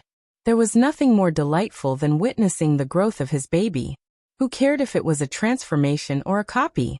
As long as it was her precious son's magic guiding spirit, the more powerful it was, the better. Somewhere in the ring-shaped belt, Panduola was slightly surprised. He suddenly felt that this junior brother of his still had a lot of things to discover. It was simply an endless treasure trove. Deanna, on the other hand, had slipped to Luoxi's side. She snatched Luoxi's sign and waved it vigorously. The heart on the sign was unusually bright. On the side, Dolan and Pittan were swinging the banner like waves. He was just worried that Dake wouldn't be able to handle it, but now he felt that his worries were groundless. Dake. Victory. Victory. The first years of the aristocratic courtyard suddenly shouted, attracting a lot of attention. It was not far from them. The president of the Aristocratic History Research Society looked over in disgust. He felt that this batch of aristocratic academy students were all useless. And as one of the parties involved, Elsie Kevin, was more serious than anyone else. He exerted force with 2 fingers, and the veins on the back of his hand popped out. A magic guiding duel had very high demands on the thinking of the duelist. It was extremely difficult to analyze the situation, and come up with a countermeasure in just a few seconds. And it wasn't as if you could complete a few summonings in one round and use a few magic guiding cards. Just like now. This was the first time Elsie Kevin had encountered an opponent with the ability to copy and transform. He had no idea about the characteristics of the polymorph monster, so it was difficult for him to find a way to deal with it. In the end, he could only rely on his own guesses and hypotheses, using the mentality of a gambler to bet on a possibility. He took out 2 cards from the top of the deck and added them to his hand. Then he chose one of them and began to summon it. On the red team's platform, Dake also added 2 magic guiding cards to his hand. These 2 magic guiding cards, one was Bliss 3 Moon, the other was Pride 2. Although Bliss 3 Moon had a lot of flaws, its value in critical moments was not weak. Pride 2 was needless to say. Unfortunately, the only magic guiding spirit he had that could be used with these 2 magic guiding cards was Illusory Beast, Ibu. So these 2 magic guiding cards could only be considered passable for this round. However, based on the current situation, the battle between the polymorph monster and the mechanical guard would not be easy. It was estimated that it would not be a problem to last until the next round. But just as he was thinking, he subconsciously looked up and suddenly saw a beam of light suddenly shoot out from the player platform opposite him. After shooting out more than 10 meters, the beam of light turned into a solid object. It was a disc-like item that looked somewhat familiar. Mechanical guard. Elsie Kevin's shout was transmitted here through the loudspeaker. The mechanical guard that was fighting endlessly with the polymorph monster suddenly broke free and stood up with force. Under the guidance of magic, the disc-like item shot directly into the mechanical guard's neck. It was only then that Dake suddenly remembered that there was a circular groove in the mechanical guard's neck. After the mechanical guard went through gigantism nuclear transformation, the circular groove in its neck also became larger. When the disc shot into it, it was not tight. But after it came into contact with it, it actually became larger and finally fit together seamlessly, as if it had completed the assembly. At that moment, the mechanical guard's eyes lit up with a red light. The disc on its neck also flickered with a red light. That red light gradually overflowed and dyed the mechanical guard's entire body red. The polymorph monster tilted its head in place and thought for a moment. Then it immediately waved its thick arms and fiercely slammed forward. However, this time, when the mechanical guard also used its arms to meet the attack, it had the upper hand in terms of strength. Bang! The polymorph monster was actually pushed to the ground. The situation suddenly changed. Dake frowned fiercely. He realized that the disc was very likely some kind of exclusive item that could increase the mechanical guard's 3 attributes. And the polymorph monster's transformation could not replicate this kind of additional item. But he glanced at the magic guiding card in his hand and immediately began to summon. In just a little over 3 seconds, the surface of Illusory Beast, Ibu lit up. "I'm counting on you, little Ivan," Dake muttered silently. Not long after Ibu-chan materialized and landed, he began to cast the second normal summoning spell. This time, the target was a magic guiding card that he had already obtained. Greed 2. The entire process did not take more than 10 seconds. Greed 2's blue light poured into Ibu-chan's body. It raised its head slightly, and a purple emblem appeared on its forehead. Power continuously poured out from it, causing its star level to increase from 1 star to 2 stars. Card name, Illusory Beast Ibu. Type, Elven card. Level, Race, Bird/Beast. Attribute, Normal. Magic power, 500. Attack, 700. Defense, 300. Ultimate skill, Imitation Round Eyes Desire. Squeak. After rising in stars, Ibu immediately rushed toward the huge and terrifying mechanical guard with its short little legs. As the mechanical guard was not far ahead, it ran to the mechanical guard's feet in a few steps, and then gently touched its toes. Just as the commentator and audience were guessing what this little Ibu was doing, the red light on the mechanical guard's body suddenly disappeared. On top of Ibu-chan's meat pad, a red disc appeared out of thin air. The next moment, the variable face monster suddenly bent down and reached out to grab the red disc, and then pressed it into its neck with a paw sound. The dazzling red light suddenly lit up. At this moment, Elsie Kevin's face was already uncontrollably distorted. Commentator Wilson's words were stuck in his throat, and he almost choked on them. Whether it was the people in the ring or the audience, they all had a strange and indescribable feeling in their hearts. However, the duel on the field would not be interrupted because of this. The variable face monster that was emitting red light had both its attack and defense values increased. Although it only had an attack value of plus 300 and a defense value of plus 100, it was enough to completely suppress the mechanical guard. Bang! A punch landed. The mechanical guard staggered back. The variable face monster chased after it and unceremoniously punched its chin.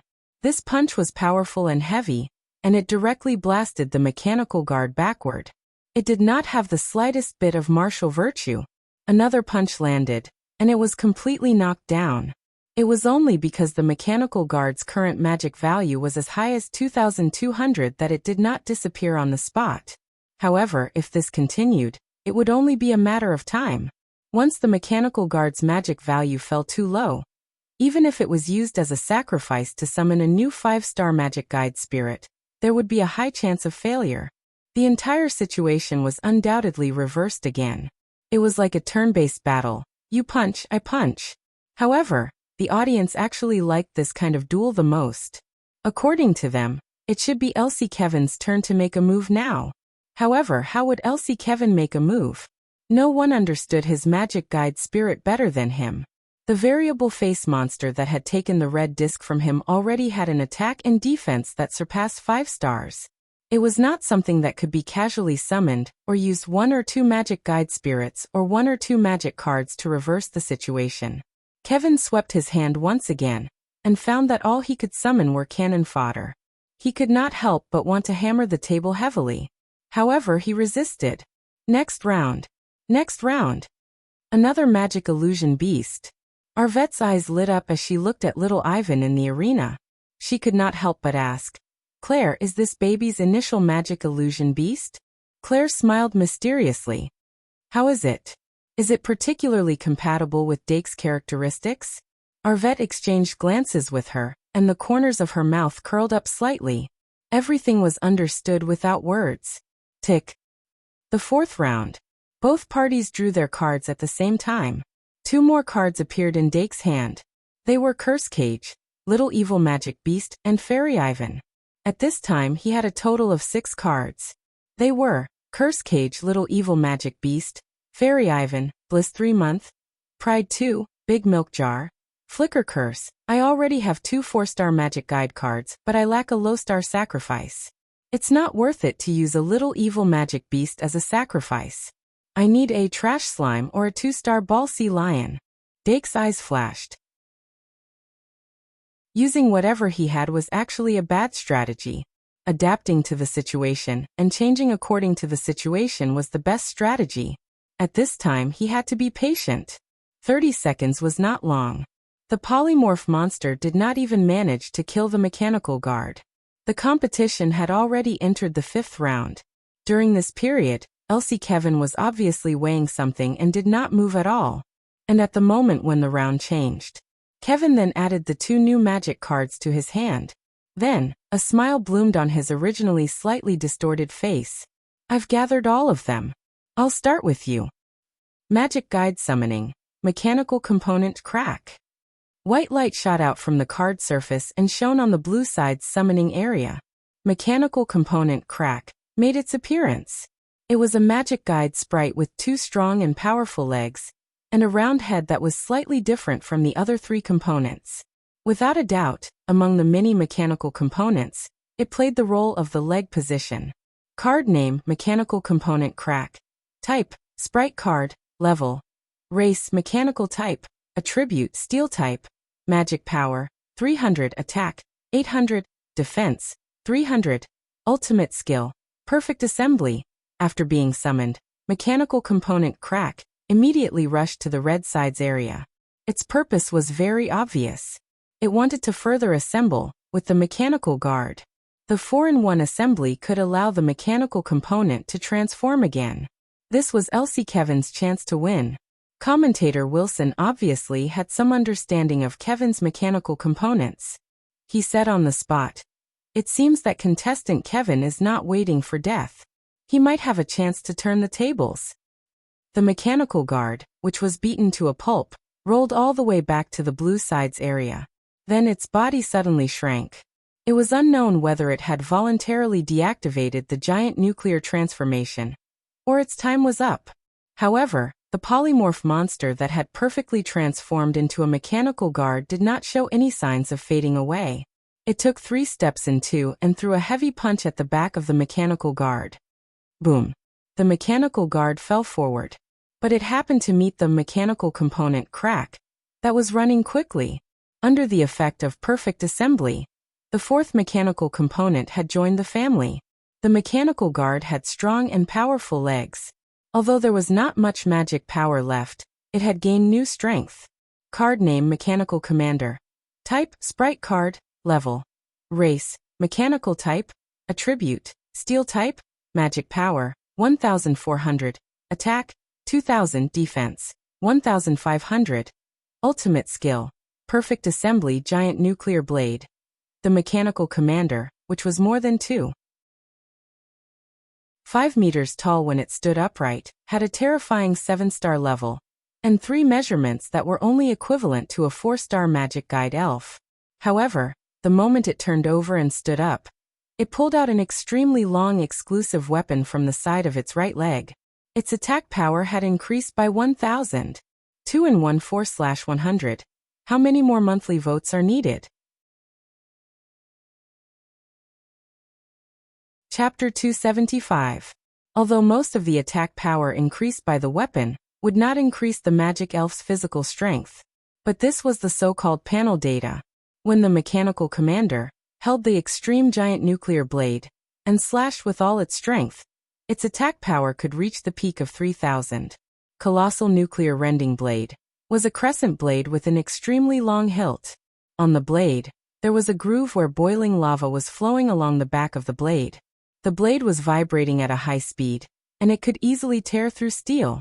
When it held the extreme giant nuclear blade upside down, it suddenly had an aura that belonged to a swordsman, and it lost some of the mechanical dullness. When the polymorphic monster continued to chase after it, the mechanical commander waved the extreme giant nuclear blade and slashed it like a whirlwind. The metal surface of the polymorphic monster, which had a defense of 2,400, was easily torn apart like tofu. Swoosh! The polymorphic monster's spring leg was cut off. It was suddenly left with only one leg and could not stand. However, a hint of cunning flashed in its eyes. Its entire huge body pounced on the mechanical commander. With the momentum of Mount Tai, it completely exerted its last remaining heat. Remember this in 1 second. https://m vipcanchu VIP boom. The mechanical commander, who had just swung its blade and did not have time to retract it, was directly overwhelmed by the polymorphic monster. Originally, there wasn't much magic left, but after being pressed down by this force, it was directly crushed. The literal meaning of shattering. The mechanical commander's head rolled down and turned back into the mechanical component, core. Its arms also fell off and turned back into the mechanical component, extreme. Its legs began to separate from the ball below its waist and turned back into the mechanical component, split. The last one left was the mechanical component, giant. 1 1-star, 3 2 stars. Although each of them was broken and had little magic power left, but they were still alive. They were existences that could be used as sacrifices. The mechanical commander, which had an attack of 3,000 points, collapsed in an instant. Elsie Kevin didn't panic at all. Under everyone's gaze, he pulled out a magic card from his hand and stood in front of him, quickly casting the sacrificial summoning spell. The disintegration of the mechanical commander was completely within his expectations. His main goal was to use this opportunity to summon a new second-tier magic elf with full mana. At this moment, Dark already had 2 more magic cards in his hand that he had looted in the 5th round. One of them was Pride Eye, and the other was Ball Sea Lion. With the spherical sea lion, it meant that he could sacrifice and summon a 4-star magic guide spirit of the 2nd tier. He looked at the 2-star Ibu in the middle of the field, preparing to use it as a sacrifice to summon Fairy Ibu. Even though Fairy Ibu's attributes were countered by the steel element, its unique nimbleness made it more suitable for a duel than a milk can. Moreover, if it was just a normal attack, it wouldn't be affected by the so-called attribute restraint. Although Senior Kevin seemed to be a steel elementalist, he had never released any steel elementalist skills before. Most importantly, of course, it was because Big Milk Tank's attack was too low. Stubborn defense was a tactic. But now he had to switch from defense to offense. After a little more than 3 seconds, he successfully summoned Ball Sea Lion. When the cute little sea lion appeared in the red side summoning area, LC Kevin's sacrificial summoning also showed signs of being activated. 3 of the mechanical components actually glowed. On the commentary platform, Wilson took a while to come back to his senses. He looked at the disintegrated mechanical components and the motionless polymorph monster. Suddenly, he noticed the 3 glowing mechanical components, and his heart skipped a beat. 1 star, 2 stars. It's a 5-star magic guide spirit of the 2nd tier. Contestant LC Kevin doesn't seem to be at a disadvantage. Or perhaps, everything is within his expectations? When contestant Dake Diming's fantasy beast collapses, who can stop a 5-star magic guide spirit? It's just a 5-star. Angelia sat in the seat of the belt with a closed book on her lap. After the previous match ended, she directly came here and found a suitable place to watch the match. The intensity of this match was beyond her expectations. She originally thought that her guess was high enough. She did not expect the 2 contestants to be even higher. Regardless of whether it was Dake Diming who defeated her or LC Kevin, the winner of the previous Crimson Star, they were all powerful people who were beyond their level. However, since the start of the duel, on the surface, LC Kevin had been taking the initiative. However, anyone with a discerning eye could tell that Dake Diming had been sitting on the fishing platform steadily. He was most likely the one who had the upper hand. As for the so-called 5-star magic guide spirit, she had summoned a 6-star, Overlord Gorilla previously. Didn't she still lose? If it's really only a 5-star, I'm afraid it can't even beat that cat. There were all kinds of people. There were all kinds of speculations. The atmosphere between the gaps was also unusually intense.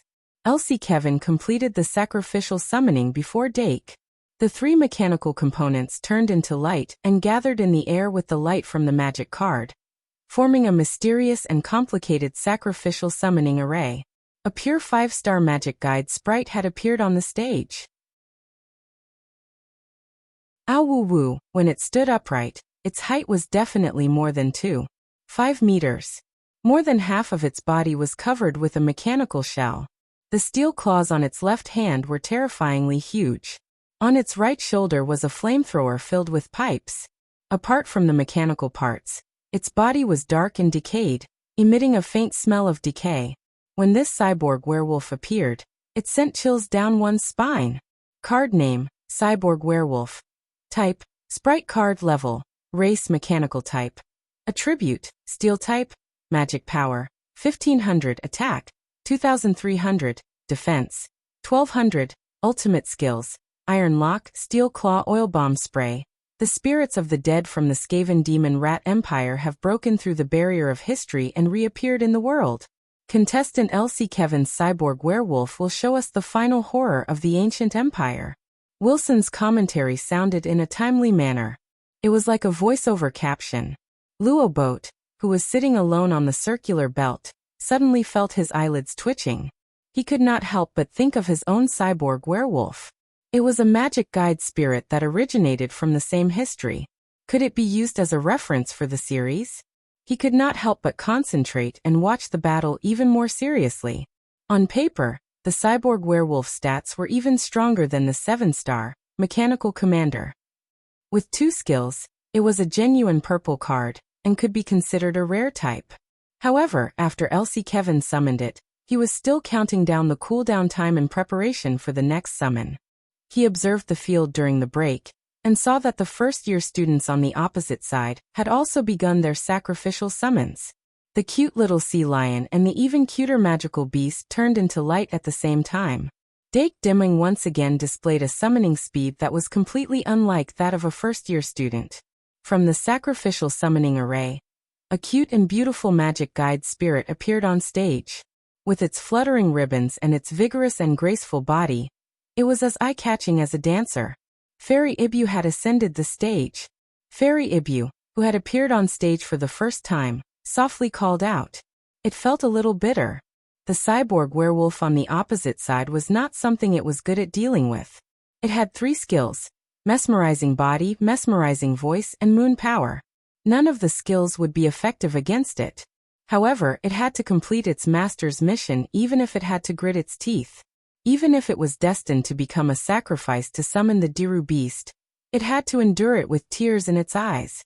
Woo-woo, Fairy Ibu, who was performing the melancholy of a beautiful girl, suddenly raised her head and noticed a white light falling from above the cyborg werewolf. Then, a set of shiny silver metal armor appeared on its body. His defense value, which was originally 1200, suddenly increased to 1500.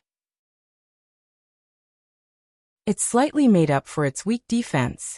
Fairy Ibu did not wait for it to wipe its tears and complain. Not even 7 seconds later, another white light fell. On the cyborg werewolf's right hand, there was a scarlet claw that was even more terrifying than the steel claw on its left hand. Its attack power had increased by 300 points. From a full 2,300 attack power, it broke through the peak of 5-star attacks and reached the realm of 2,600. Me. Shameless. Fairy Ibu was angry. Miyomi. Fairy Ibu also wants a small skirt. Fairy Ibu also wants gloves. Just when everyone thought that Fairy Ibu was shocked by the cyborg werewolf's full armor, only Dake rubbed his eyes and smiled bitterly. He had no choice but to promise. When I learn armor refining, I'll think of a way to get a set. Only then did Fairy Ibu relax its brows and jump up lightly. The magic elves of both sides charged toward the center line. A 4-star against a 5-star. However, the intense collision that everyone liked to see did not appear. Fairy Ibu was not stupid enough to attack the fully armed cyborg werewolf. It was good at using its advantages and circled around in a small area, showing extreme flexibility. The cyborg werewolf's originally rotten body was already not agile enough. With the thick metal armor, it was even more difficult to move around. The first test of contact passed in a flash. Drip. The 6th round arrived. Dake muttered in his heart. He suddenly touched his right hand and 2 new magic cards appeared in his hand. Pride 2, Diru Beast. The second Pride 2 card in his hand made Dake feel a little helpless. However, the appearance of the Diru Beast was a timely rain. He only swept his gaze over it, then suddenly raised his head and focused on the arena again. Fairy Ibu and the cyborg werewolf's attack was not affected by the change of round. In fact, it was even more intense. After the initial test, Elsie Kevin gave an order on the spot. Cyborg werewolf, spray oil bombs. The cyborg werewolf, which had just been performing magic circles with Fairy Ibu, instantly stopped. The container connected to the sprayer on its shoulder stirred, and the sound of boiling hot water could be heard. Fairy Ibu's ears perked up. It became vigilant and quickly retreated. However, the cyborg werewolf did not aim the sprayer at it. Instead, it suddenly fired into the sky, under everyone's gaze. Puff puff puff. Oil bombs were sprayed into the sky like fireworks. Then they suddenly exploded in the air. The smelly black oil fell like rain, covering a huge area. Fairy Ibu carefully avoided the smelly oil, but the space under its feet became smaller and smaller. It was still forced to step on the black oil. Its expression became more and more stiff. It thought to itself, how could such a disgusting skill exist in this world? It would be better to be killed by a shark than to be contaminated by this oil bomb. The oil bombs continued to spray. The arena was gradually filled with black oil. Fairy Ibu stepped on the oily arena. Its 4 paws could not hold on to the ground. Its slender 4 limbs were separated from each other. It had to use all its strength to stand firm. It realized that its advantage in agility was completely gone. Mayo, Fairy Ibu, who felt the danger, could not help but turn its head to look at its master on the arena and call out softly. Dake's expression also became sluggish at this moment. The cyborg werewolf's oil bomb spray seemed to be a sure kill skill that complemented a fire-type skill. However, in the absence of a fire-type skill, it seemed to have another use. Moreover, this use was a great counter to him.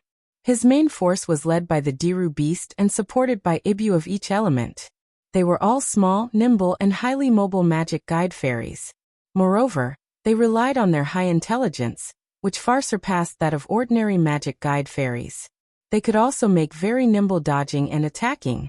However, the black oil on the ground perfectly restrained this characteristic. In this kind of environment, magic guide fairies with large bodies, strong grip, or flying magic guide fairies had an advantage. Unless there was a magic guide fairy that could perform the ice waltz on the oil. In any case, Fairy Ibu definitely could not do it. In this kind of environment, and facing the cyborg werewolf, it was most likely useless. Prepare to sacrifice. Taking advantage of the fact that Fairy Ibu's magic had not been depleted, it was a good choice to switch people in time. Dake took out the Diru beast, tapped on the card surface and said softly, "Diru beast, can you skate?" Diru beast. The newly born Diru beast had only looked at the frozen lake from afar in the castle. It had not even walked out of Dake's dorm, so how could it skate? If it was given some time, it might be able to learn it. There's no other way, let's learn it now. Dake made a rude and unreasonable decision. The Diru beast crossed its arms and glared at him. However, Dake had already begun to prepare the sacrifice summoning spell. Fairy Ibu felt something in its heart. Although it was unhappy about the fate of being sacrificed, it had no time to care about other things. The fur on its feet had already been contaminated by the black oil.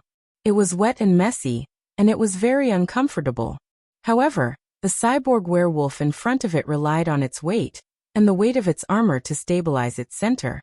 A trace of coldness flashed in its single eye, and then under Elsie Kevin's command, it slowly raised its left hand. Iron Chain Steel Claw. The sharp steel claw immediately aimed at Fairy Ibu, who was skating on the oil. Fairy Ibu felt a sense of alarm. However, the cyborg werewolf's steel claw had already shot out. The iron chain connecting the wrist to the steel claw made a clattering sound. The steel claw quickly shot out, stabbing towards Fairy Ibu, who was unsteady on her feet. Fairy Ibu's hair stood on end. On the spot, it inserted the 2 satin ribbons into the black oil. Relying on the 2 new fulcrum points, it tried its best to control its body and fiercely slid forward. At the critical moment, it suddenly lowered its head and felt its scalp go numb, as if its entire scalp had been ripped open. However, what fell from the sky were only a few long hairs. Fairy Ibu let out a sigh of relief, and noticed that the cyborg werewolf had already retracted its steel claw. It then aimed again. This thing actually had no cooldown. In its extreme anger, Fairy Ibu fiercely opened its mouth. Moonlight sprinkled down and gathered in its mouth, forming a pure ball of light. It slightly raised its head, and a beam of light shot out, fiercely shooting towards the cyborg werewolf's ugly face. Sure kill skill, Moon Force. Even though the power of a fairy's sure kill skill would be weakened against a steel elemental magic guiding fairy, this blow to the face was still very satisfying for Fairy Ivan. Then the corner of its mouth crooked. When the iron chain steel claw shot out again, its whole body turned into light, and it charged towards the horizon. Bye-bye you. The sacrificial summoning array unfolded in the air. The Diru beast spun as it floated out. Then it suddenly opened its eyes, and its amber cat eyes fiercely glared at the cyborg werewolf. Cats and dogs were always natural enemies. When its feet landed on the ground, the sacred ring on its tail emitted a dense sacred aura. Magic power, 1,500-2,000. Attack, 1,900-2,400. Defense, 900-1,400, although it was a 4-star magic fairy. But in terms of 3 attributes, the Diru beast easily surpassed the cyborg werewolf's attributes. Even if the cyborg werewolf had been strengthened, it was only slightly higher than it. These were all within the scope of tolerance for mistakes. If it was a fair fight in the arena, the cyborg werewolf might not even be able to touch the Diru beast's fur. However, the greasy field that had been changed did indeed have a restraining effect on it. After the Diru beast landed, It slid forward and barely managed to stabilize its body. It forcefully concealed the sorry state on its face. It stood with its feet in the shape of an 8. Its upper body was lowered, and it tried to lower its center of gravity. Then it used its cat tail to balance itself, and its 2 arms assumed a Wing Chun pose. Cat and dog once again formed a confrontation. Wilson, who was paying attention to the field, immediately exclaimed, "Amazing! Dake Diming's contestant actually summoned a 4-star magic fairy again. As a first-year student, he has so many second-tier magic fairies. Perhaps they are what he relies on to challenge those of a higher level. But in the face of a fully armed cyborg werewolf, how can this seemingly delicate cat person defeat it?" Most of the audience outside the field also held their breaths and stared.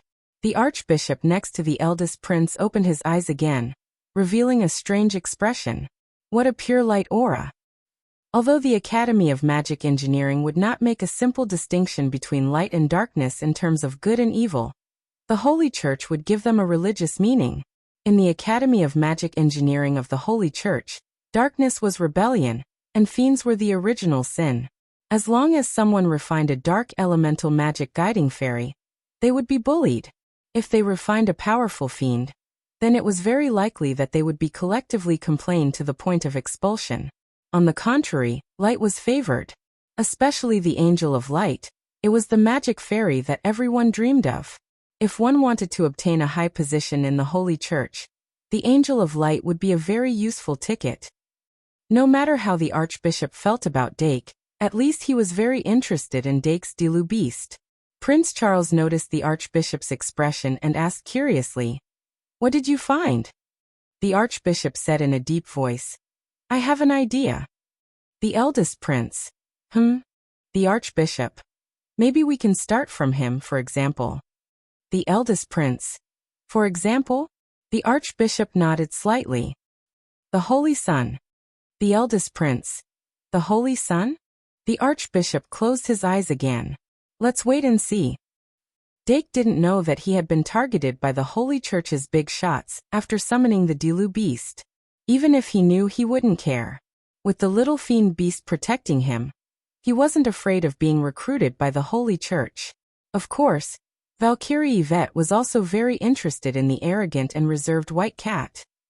In the 6th round of the battle, Dake summoned the Dilu Beast, but Elsie Kevin didn't move at all. He seemed to be waiting for a certain opportunity, or perhaps he was waiting for a certain card. The cyborg werewolf stood in place and shot out, "Iron Lock Steel Claw," again and again. But the Dilu Beast's reaction wasn't something Fairy Ivan could compare to.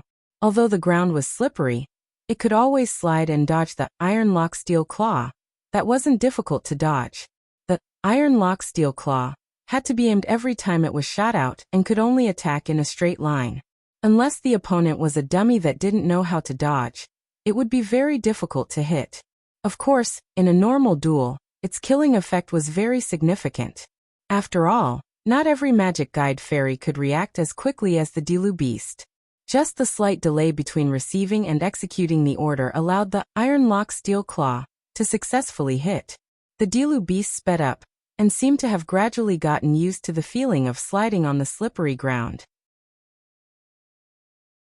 Although it was very unhappy with the pollution on the soles of its feet, it wasn't as unreasonable as Fairy Ivan. After getting used to it, it began to slide left and right, quickly approaching. The cat fist on its right claw was already charging. One punch. With just one punch, it would teach it to be a dog. It's coming. Elsie Kevin, who was on the blue team's platform, couldn't help but narrow his eyes. His fingers unconsciously rubbed one of the magic guide cards. His mind was focused like never before. Gotcha. The cyborg werewolf aimed again and shot. The Iron Lock Steel Claw shot out. The Dilu Beast had already closed in. At this moment, it slipped and smoothly dodged the Steel Claw this time. It estimated the time needed for the Steel Claw to retract. The cat tail wearing the holy ring suddenly tilted up, and its body suddenly leaned forward. With a schwa sound, it slid forward. Killing technique, cat fist. The sharp claws carried a terrifying aura as it punched towards the cyborg werewolf's abdomen. The armor that could provide 300 points of defense couldn't withstand the penetration of the cat's claws. It was almost torn apart like a piece of paper. The tip of the cat's claws touched the decaying flesh. A white light flashed, and the power suddenly exploded. Boom. However, the one that was sent flying was the Dilu beast. The cyborg werewolf suddenly raised its head, and the muscles all over its body suddenly expanded. Even the mechanical shell expanded, and the cat fist was reflected back. The Dilu beast's magic power suddenly decreased. The cyborg werewolf raised its hand again and aimed the iron lock steel claw at the Dilu beast that was in the air and had nowhere to go. The corner of its mouth revealed a sinister smile. On the blue team's platform, Elsie Kevin slowly put down the magic guide card in his hand.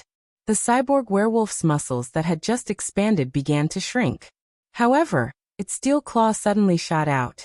The Dilu beast was in the air and had nowhere to hide. Although its eyes gathered light, it was useless. Meow. After a miserable cry, it fell to the ground with wounds all over its body. Its white fur was stained with black oil. It was in a sorry state. Dilu beast. Dake on the red team's platform couldn't help but shout. After the Dilu beast rolled twice, it struggled to get up. Its eyes were burning with anger. However, its HP was already very low. It had indeed suffered a heavy injury. At this time, it couldn't take any more damage. Is it a secret instrument card similar to the reflective wall? Dake's heart sank. Ever since the duel with Sarah, he had deliberately searched for information regarding secret instrument cards. This kind of magic guide card was usually made according to legends. It needed to meet special conditions to trigger it. The stronger the card, the harsher the conditions to trigger it. They could be set up beforehand and could be used immediately. In the end, it depended on the type of the card. Elsie Kevin's secret instrument card was obviously set up beforehand. When the Dilu beast dealt a heavy blow to the cyborg werewolf, it would automatically trigger. However, a secret instrument card of this level could only be triggered once. Of course, there were types that could be triggered multiple times. However, it wasn't likely to appear in the hands of a second-year student. Dake lamented, "Dilu beast, rest for a while." The Dilu beast that got up from the ground shook its head hard. Black oil dripped from its beard. Its eyes that were covered under its eyelids were full of coldness. If it still had strength at this time, it would have rushed up. Its head could be broken and blood could flow, but its fur couldn't be messed up. However, under its master's order, it resisted the impulse and slowly retreated to Huhu's side. Although Huhu was only a 3-star, it had a special charm that calmed people's hearts. Especially the juice that it squeezed out was especially delicious. The Dilu beast chose to return to defend. However, Elsie Kevin wouldn't give it a chance to breathe. She immediately ordered, "Cyborg werewolf, it's time to show your fangs." Roar. The cyborg werewolf raised its head and howled. Its long howl pierced through the clouds and echoed for a long time. When it lowered its head, its blood-red eyes were filled with fierceness. Shark. Tick. The 7th round. The cyborg werewolf had begun to charge. Dake suddenly took out 2 magic guide cards from the top of the deck. Trash Slime. Pride 3. His eyes flashed. He directly summoned Trash Slime. The slime that was like a pool of slime fell on Huhu's carapace and quickly slipped into the carapace. These 2 magic guide spirits immediately combined into a 4-star offering. However, Dake didn't immediately sacrifice it. Huhu's effect was not weaker than the 4-star magic guide spirits. At this time, if he used it as a sacrifice to summon Milkkin, although Milkkin could make milk to replenish the Dilu beast's magic power, when facing an unknown enemy, he would lose his trump card. Therefore, after he summoned Trash Slime, he began to summon Curse Cage, Little Devil Beast. Pride 3. This arrival was very crucial. It could inject a dose of confidence into his lineup at this time. However, if he really used Pride 3, it meant that his strongest trump card, Basti Beast, had no chance to appear. Therefore, he was still hesitating. However, the situation was urgent. The cyborg werewolf stepped on the ground full of black oil and perfectly maintained its balance as it slid over at an extremely fast speed. If one looked closely, one would find that there was a special mechanical structure under its feet that allowed it to slide smoothly on the slippery ground. In just a few seconds, it had already slid close. The huge blood claw on its right hand gradually became wet as if there was blood flowing. Killing skill. Iron Lock Steel Claw. The steel claw that stretched out from its left hand quickly shot out and instantly hit the slow-moving Huhu. Huhu's magic power, which was not much to begin with, suddenly decreased by a small portion. Fortunately, the cyborg werewolf steel claw was based on its own attack power and didn't have the 300 bonus from the blood claw weapon. Otherwise, it would have lost half of its life. Bah! Huhu shook its head and was a little dizzy. Its tentacle-like neck hung down softly as if it was unable to fight anymore. However, Elsie Kevin, who already knew the hardness of Huhu, didn't fall for it and shouted, "Cyborg werewolf, close!" The efficiency of the Iron Lock Steel Claw was too slow. As long as the cyborg werewolf got close, it could use the bloodthirsty wolf claw. It immediately closed in, and the blood claw on its right hand released a dense bloody light. When it got close to Huhu, it swung its claw and the bloody light drew a perfect arc in the air. However, Huhu didn't move at all. Instead, its aura increased. Its soft tentacles suddenly bulged with hard muscles as it threw a punch at the cyborg werewolf. This punch was as fast as lightning. Although there was no sound of wind, it went straight through the cyborg werewolf's abdomen. Bang! The armor on its abdomen instantly shattered, and the cyborg werewolf's body flew out like a kite with a broken string. Everyone was shocked. Huhu got into a punching posture, and its aura was like a rainbow. In the previous round of fighting, it used a total of 2 skills. First was equal strength sharing, which changed the cyborg werewolf's attack power from 2,300 plus 300 to 1,150 plus 300. A mere 1,450 attack power was naturally unshakable against Huhu, whose defense was as high as 2,200. Then it used Trick of Strength to replace its own defense with 1,150 attack power, gaining a full 2,200 attack power. The cyborg werewolf's defense was only at 1,200 plus 300. It couldn't withstand this concentrated punch. His 1,500 points of magic power also decreased by nearly 700 points as a result. It wasn't complicated, but there weren't many people who could understand this. Most of the audience only saw a 3-star little tortoise use its cylindrical tentacles that suddenly hardened to send the huge cyborg werewolf flying with one punch. The difference in size between the two sides made this sense of abruptness even more intense. When the cyborg werewolf fell, it made a loud noise. Black oil splattered all over the ground, turning it into a black dog. Phew, Dake breathed a sigh of relief. He was ready to control the magic ball and take off, but fortunately, the cyborg werewolf didn't attack the magic ball. Drip. The 8th round.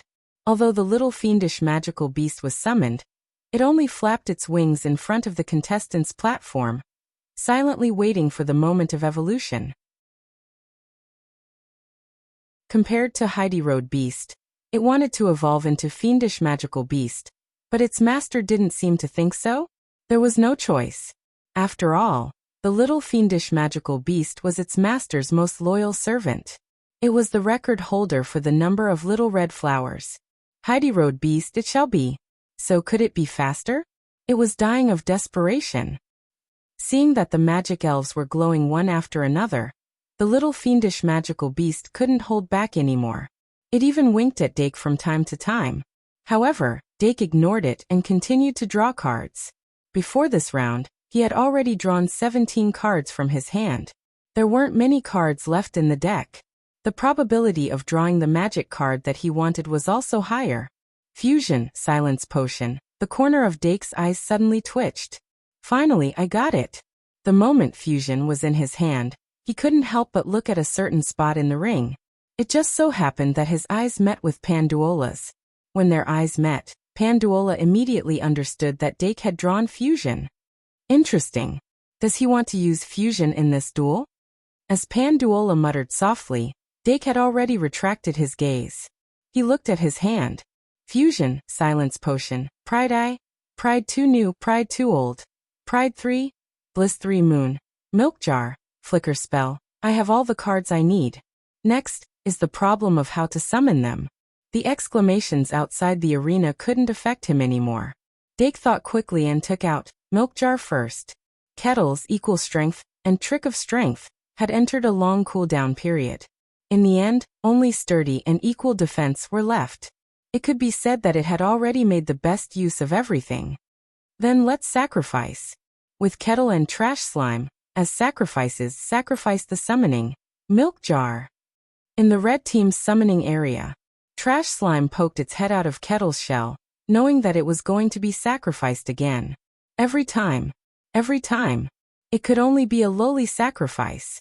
In its memory, the only time it had been used in battle other than as a sacrifice was as a face-covering prop. It was fine before it gained sentience. Now, although its intelligence couldn't be compared to other magic spirits, it already had self-awareness. It would feel depressed, sad and depressed about its uselessness. Could it be that my life can only be the life of a sacrifice? As its body gradually turned into light, Trash Slime couldn't help but think so. It looked at Kettle under its body with some envy. After glowing and heating up, Kettle raised its head high and happily accepted the fate of being sacrificed. Gulyulu. The third sacrifice. Since the start of the competition, Dake Dimming has already sacrificed 3 times to summon it. What kind of magic spirit will it be this time? What kind of surprise will it bring us? Wilson was so excited that he almost forgot his position.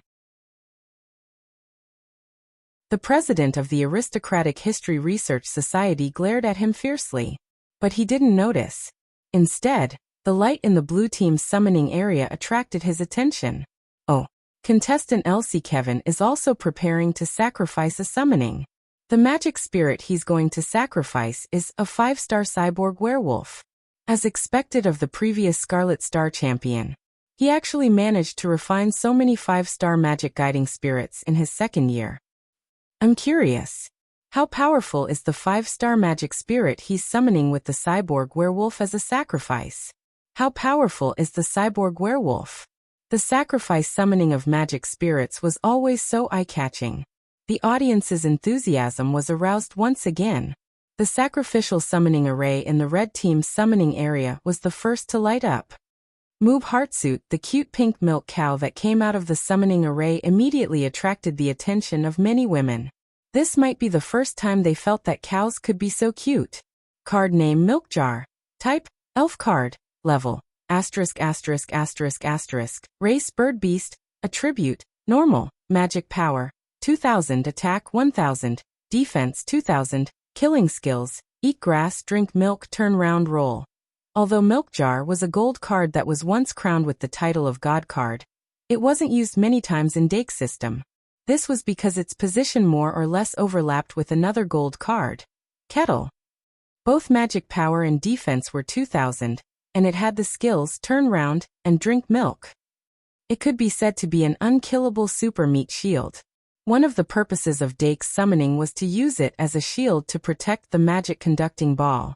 The other purpose was to heal the Dilu beast. The chubby Milk Jar revealed a cute expression, and slowly climbed to the front of the magic conducting ball, and sat down. Then it rubbed its hands and a bottle of milk appeared out of thin air. Moo. It waved its hand at the Dilu beast, and then passed its milk to it. Although the Dilu beast had a "I don't eat food given to me" expression, the speed of reaching out its hands for the milk was extremely fast. After getting the milk, it immediately opened the lid and drank it all in one gulp.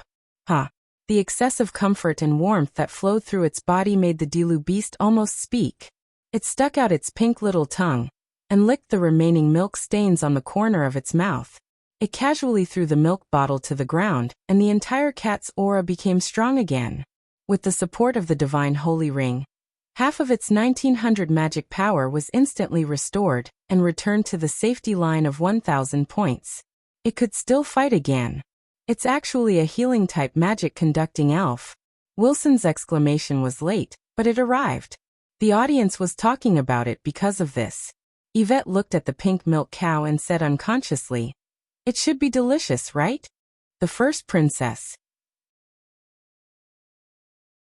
When the Dilu beast regained its combat power, Elsie Kevin's sacrificial summoning was finally completed. Come out, my trump card. His voice was very soft, but since he didn't say it silently, it meant that he wanted others to hear it. Thus everyone knew. The 5-star magic guiding sprite he had summoned was his trump card. Dake couldn't help but look over. He saw that in the blue summoning area, there was a cannon rising from the ground. Card name, Mechanical Cannon. Type, Elf card. Level, Race Mechanical. Attribute, Steel. Magic power, 1000. Attack, 2600. Defense, 2000. Ultimate skill, Mechanical Cannon. The fully metal cannon was nearly 3 meters tall. Its chassis was circular, and there were metal arms on both sides. In the middle of its body, there was a super cannon barrel with a diameter of 1 meter. It was hard to imagine how terrifying a cannon fired from such a huge cannon barrel would be. The top 3 stats of a 5-star magic conducting elf were 2500. This mechanical cannon's attack was over 2500 points. Even though it was only over 100 points, this was a symbol of power. It's actually a cannon from an ancient civilization. Contestant LC Kevin, how many more surprises will he bring us? Wilson's sigh sounded slowly, but it was the voice of most of the audience. At this moment LC Kevin, who hadn't said much since the beginning, suddenly raised his head and said, Dake Dimming. Dake, yes. Kevin, your talent is not bad. Dake. Kevin, before the competition, I thought that you would be very troublesome, but I didn't expect you to be so troublesome. I have to say, even among the first years of the past few batches, there are very few people like you. Dake, there are. Kevin, but you've only studied for half a year, and I've studied for 3 times as long as you. Dake, hello senior. Kevin, although talent can decide a lot, with enough time, one can fully display their talent. Dake. LC Kevin spoke tirelessly, as if he was preaching and declaring at the same time. In the end he said, my mechanical cannon only has the power of 1 shot. But this shot can turn you into ashes. As soon as he finished speaking, suddenly, a rumbling sound came from the body of the mechanical cannon. The huge cannon slowly rotated, and energy gathered at a high speed. Dake only had time to say, round. A terrifying beam of light shot out from the barrel of the cannon. Boom. Until the deafening sound of the cannon resounded in the stadium. Only then did Dark suddenly realize. What senior brother Kevin said just now was actually part of the battle strategy. More than half of the audience subconsciously covered their ears. In the blink of an eye, the mechanical cannon's huge cannon had crossed a distance of 100 meters, and a beam of light with a diameter of 1 meter completely blasted on Big Milk Can's body. Once Big Milk Can couldn't withstand this terrifying huge cannon, the magic conducting ball behind it would directly attack. But at the moment when the beam of light engulfed his vision, Dake finally saw Big Milk Can successfully curl up into a ball, and a mirror-like energy shell surrounded it. The beam of light that blasted on the ball was partially scattered. The Diru beast nimbly dodged to the side. But the little demon beast in the air had one of its wings pierced through. Wah wah wah wah. Its cries of pain were extremely pleasant to the ears at this moment. Dake nervously looked at Big Milk Can's magic conducting card in his hand. The magic value that recorded its life was rapidly decreasing at a speed visible to the naked eye. After turning round, Big Milk Can's defense reached 3,000 points, but it couldn't completely block this terrifying mechanical cannon. The so-called trump card, the so-called one-shot to erase enmity, it seemed that it wasn't a lie. But if he wanted to rely on this shot to turn Big Milk Can into ashes? Dake could only say that he was thinking too much. A defense value of 3,000 points was not just for show. Big Milk Can's magic value finally fell to about 800 points before it completely stabilized. This meant that this shot of mechanical cannon had caused about 4,200 points of damage. If it was any other 4-star magic conducting sprite, even a perfect type magic conducting sprite like the demon beast, it probably wouldn't be able to withstand this head-on shot. But now in front of him was Big Milk Can. Moo. As the beam of light disappeared, Big Milk Can stopped rounding and fell to the ground. It subconsciously rubbed its hands, as if it wanted to rub out a bottle of milk.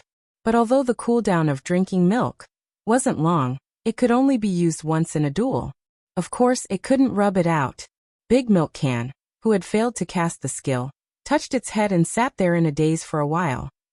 At this time, the scene was completely silent. Dake looked up and saw Senior Kevin's shocked face. It was as if he felt that it was unbelievable from the bottom of his heart.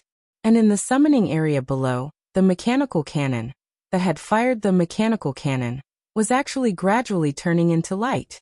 This meant that it had expended a total of 1,000 points of magic power to fire that shot. But its opponent didn't turn into ashes. Yet it had been reduced to ashes before he could do anything. When the mechanical cannon turned into light and returned to the magic conducting card, Elsie Kevin suddenly woke up from his daze. As a duelist, he made the most correct decision at this moment. He suddenly raised his finger and pulled the blue magic conducting ball that was protected by the silver eggshell into the sky with his magic power. Tisk! The Diru beast, who had just prepared to reverse the situation and take revenge, put down its raised front foot. At this time in the duel arena, on the red side, there was still Big Milk Can, the Diru beast and the little demon beast. On the blue side, there was still the remains of the 2-star mechanical components and the eggshell equipment, which meant that there was nothing left. Up until now, the duel had already gone through 8 rounds. Seeing that the 9th round had arrived, the situation between the two sides had gradually become clear. At this moment, unless Elsie Kevin had some divine skills, he would definitely lose. Dake calmed down and silently prepared to summon the demon beast. The demon beast that had wings and could teleport could be said to be the killer of the magic conducting ball. Even with the protection of the eggshell equipment, it was just a matter of one more punch. As for Fusion and Basti Beast, this was a duel, not a place to show off one's skills. But just as he was about to start the summoning, he heard a tick sound. The change of round meant that there was a change in the situation. The scene of a duelist who was in a desperate situation and relied on a key card to turn the tables was the most exciting. However, if he was the one who was turned around, it would not be a fun thing to do.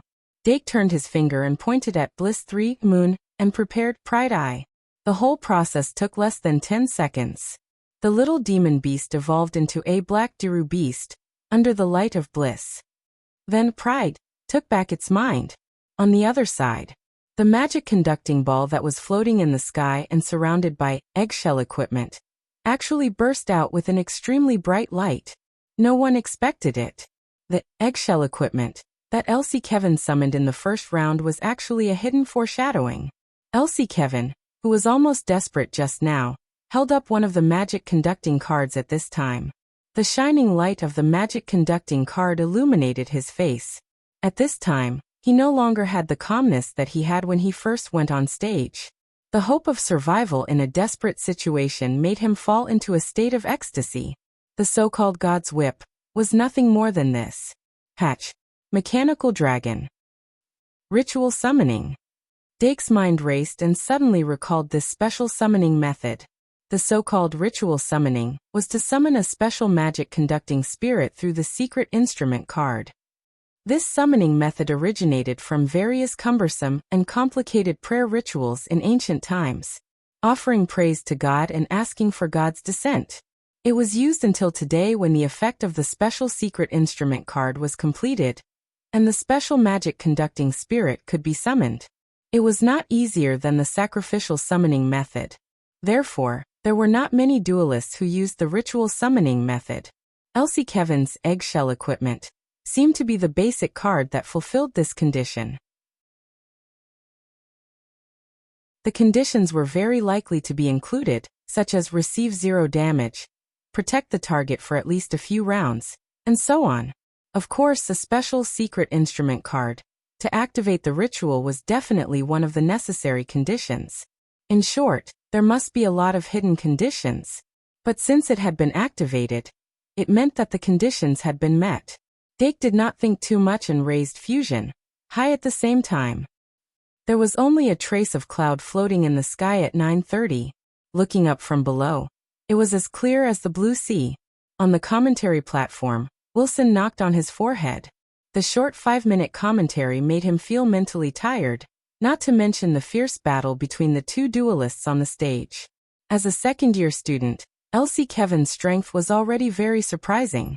However, as a first-year student, Dake Dimming was not inferior to Kevin at all, which was even more shocking.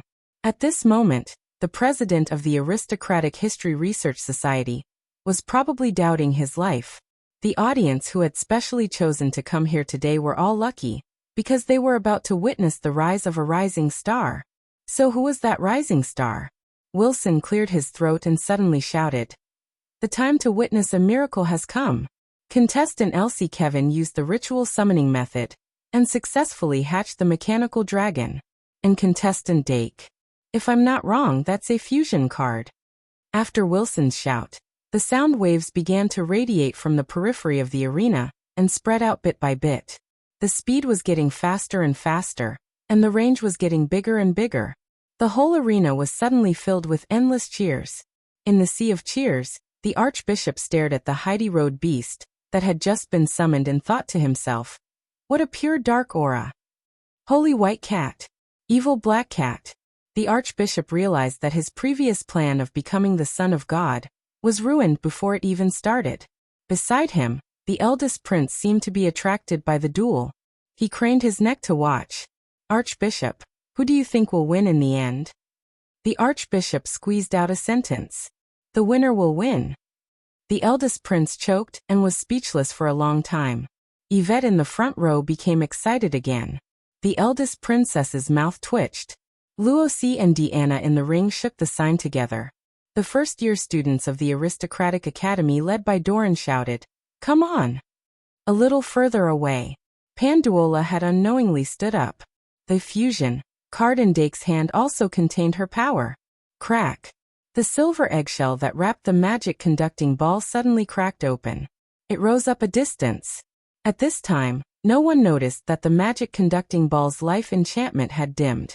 They only saw a ray of light shoot into it. It reflected from the first eggshell fragment and spread to almost all the eggshells, forming an extremely complicated summoning array. The summoning array was filled with light like a sea of stars. A mechanical dragon poked its head out from it. The silver-white mechanical dragon flapped its wings and flew out of the summoning array. Its body was smooth and textured. Its neck was slender, and its silver wings were as sharp as blades. Its two claws shone with dazzling light.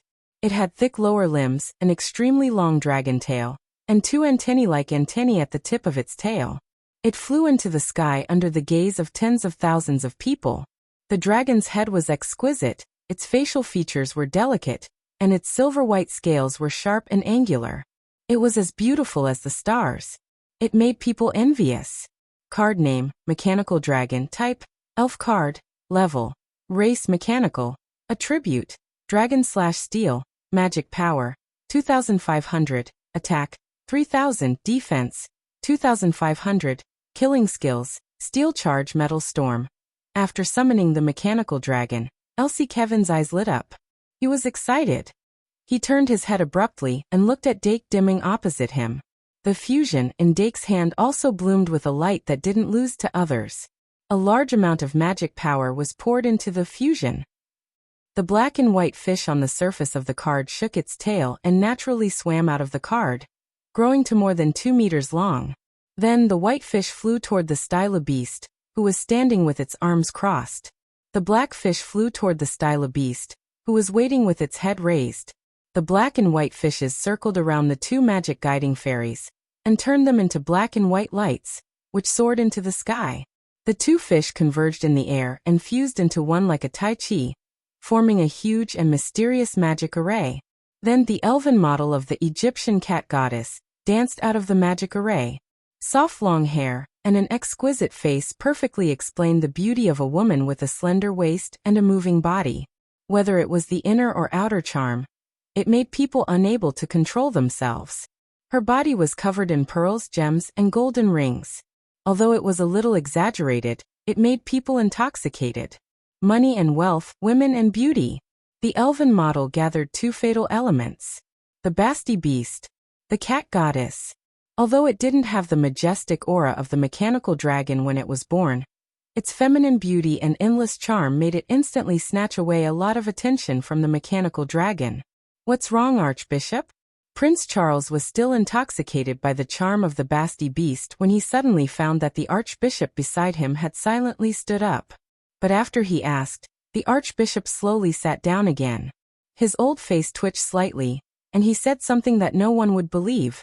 Nothing. He just smelled a trace of God. That's all. Card name Basti Beast. Type Elven card. Level Race Subhuman. Attribute Dark. Magic power 3500. Attack 3400. Defense 2700. Killing skills Chaos. Vampire's Dance. The Valkyrie looked at the elven model summoned by her son with the fusion in astonishment and asked in bewilderment, "Claire, what's going on?" Claire shook her head, indicating that she didn't know. Panduola's eyes flickered, and his expression was uncertain. He suddenly regretted teaching him fusion. The professors who had been silently watching the battle couldn't sit still at this time. Let's not talk about other things. This elven model summoned by Dake Diming's fusion was a 7-star, right? A 7-star, 3rd-tier elven model. Both were 7 stars, but the previous, mechanical commander, was completely pieced together. Both sides were fundamentally different in the core. Steel charge. Elsie Kevin's roar interrupted the professor's thoughts. The mechanical dragon in the sky suddenly turned around, and its body shone with silver light. Its body was very smooth and streamlined, and its wings were extremely sharp when they spread out. When it charged, it instantly turned into a silver arrow. The atmosphere was torn apart, and the whistling sound was ear-piercing. Everyone couldn't help but look over at this moment. Their minds were blank, and there was only this amazing scene on the field. On the red team's platform, Dake's eyes were calm, and he wasn't worried at all. From the moment he made the decision to summoning the Basti beast, he already had victory in his grasp. As if responding to his trust, the Basti beast standing in the red team's summoning area smiled charmingly. Then, it gently raised its hand, and a huge cat claw that didn't match its figure grabbed toward the sky. From its body, a group of bats suddenly drilled out. Those bats flew along its arm and formed a group where its palm pointed. Finally, they melted into the darkness. Clumps of dark power kept gathering in its palm, gathering and gathering again. It formed a huge black hand. That wasn't a sure kill skill, Chaos, nor was it a sure kill skill, Vampire's Dance. It was a pure use of its own power. Whoosh! The silver arrow whistled over. The huge mechanical dragon and the petite cat goddess formed a sharp contrast. The distance between the two sides kept closing. Finally, there was no way to hide or retreat. The Basti beast's huge dark hand suddenly tightened, and it actually grabbed the mechanical dragon's head. The mechanical dragon suddenly stopped, and Steel Charge didn't cause any waves, capturing the dragon with one hand. On the blue team's platform, Elsie Kevin's face was already distorted with shock. At that moment, he suddenly had an epiphany and sobered up. He lost his composure and roared like never before, "Metal Storm!" The mechanical dragon that received the order suddenly flapped its wings. A powerful airflow spurted out from under its wings. With its head as the fulcrum and its spine as the axis, its entire body began to rotate at high speed. Silver light lingered, like a knife. Before the storm was formed, its momentum was already awe-inspiring. However, the Basti beast suddenly smiled faintly. From its right arm, tentacles formed by dark power gushed out one by one, wrapping around the mechanical dragon's head and binding it tightly from head to tail. Crack! The mechanical dragon's rotation came to an abrupt halt. The Basti beast tiptoed, took a dance step, and then pulled down, smashing the huge mechanical dragon to the ground. Bang! Fortunately, this was the Shungmalian field, which was hard enough to last for 1,000 years. Otherwise, it would have been shattered. However, the mechanical dragon that was smashed down was not in a good state. Its magic value had almost disappeared by half. Elsie Kevin, who was holding the mechanical dragon magic card in his hand, knew best. The moment he saw the magic value disappear, his fingers trembled violently, and the mechanical dragon magic card suddenly slipped. He reached out and wanted to grab it. However, more magic cards slipped through his trembling left hand. One card after another flew in the air and fell to the ground. Bang! There was another loud bang. Bang. The third loud noise. Bang. The fourth loud noise. After that, there was no more movement. Countless light spots flew into the sky like stars and flew back into the mechanical dragon magic card. The Basti beast on the ground tiptoed and danced, the two cat tails behind its buttocks swaying lightly. Then it flicked its finger at the blue magic ball in the air. A bat flew out and turned into a bullet when it approached the magic ball. With a poof, it hit the enchanted field of life outside the magic ball. The enchanted field of life, which had a large amount of magic power sucked away by the mechanical dragon, suddenly shattered like glass. Beep. The winner has been decided. Winner, Dake Dimung. The referee blew his whistle, and his voice was full of excitement. This duel was so exciting that it was hard to imagine that it was a match between the first and second years. Many of the audience only woke up from the shock at this time. In an instant, shouts like a tsunami surged like a tide. Angus Jeffrey, the president of the Aristocratic History Research Society, raised his hand abruptly and found that there was no cup to throw after a long time.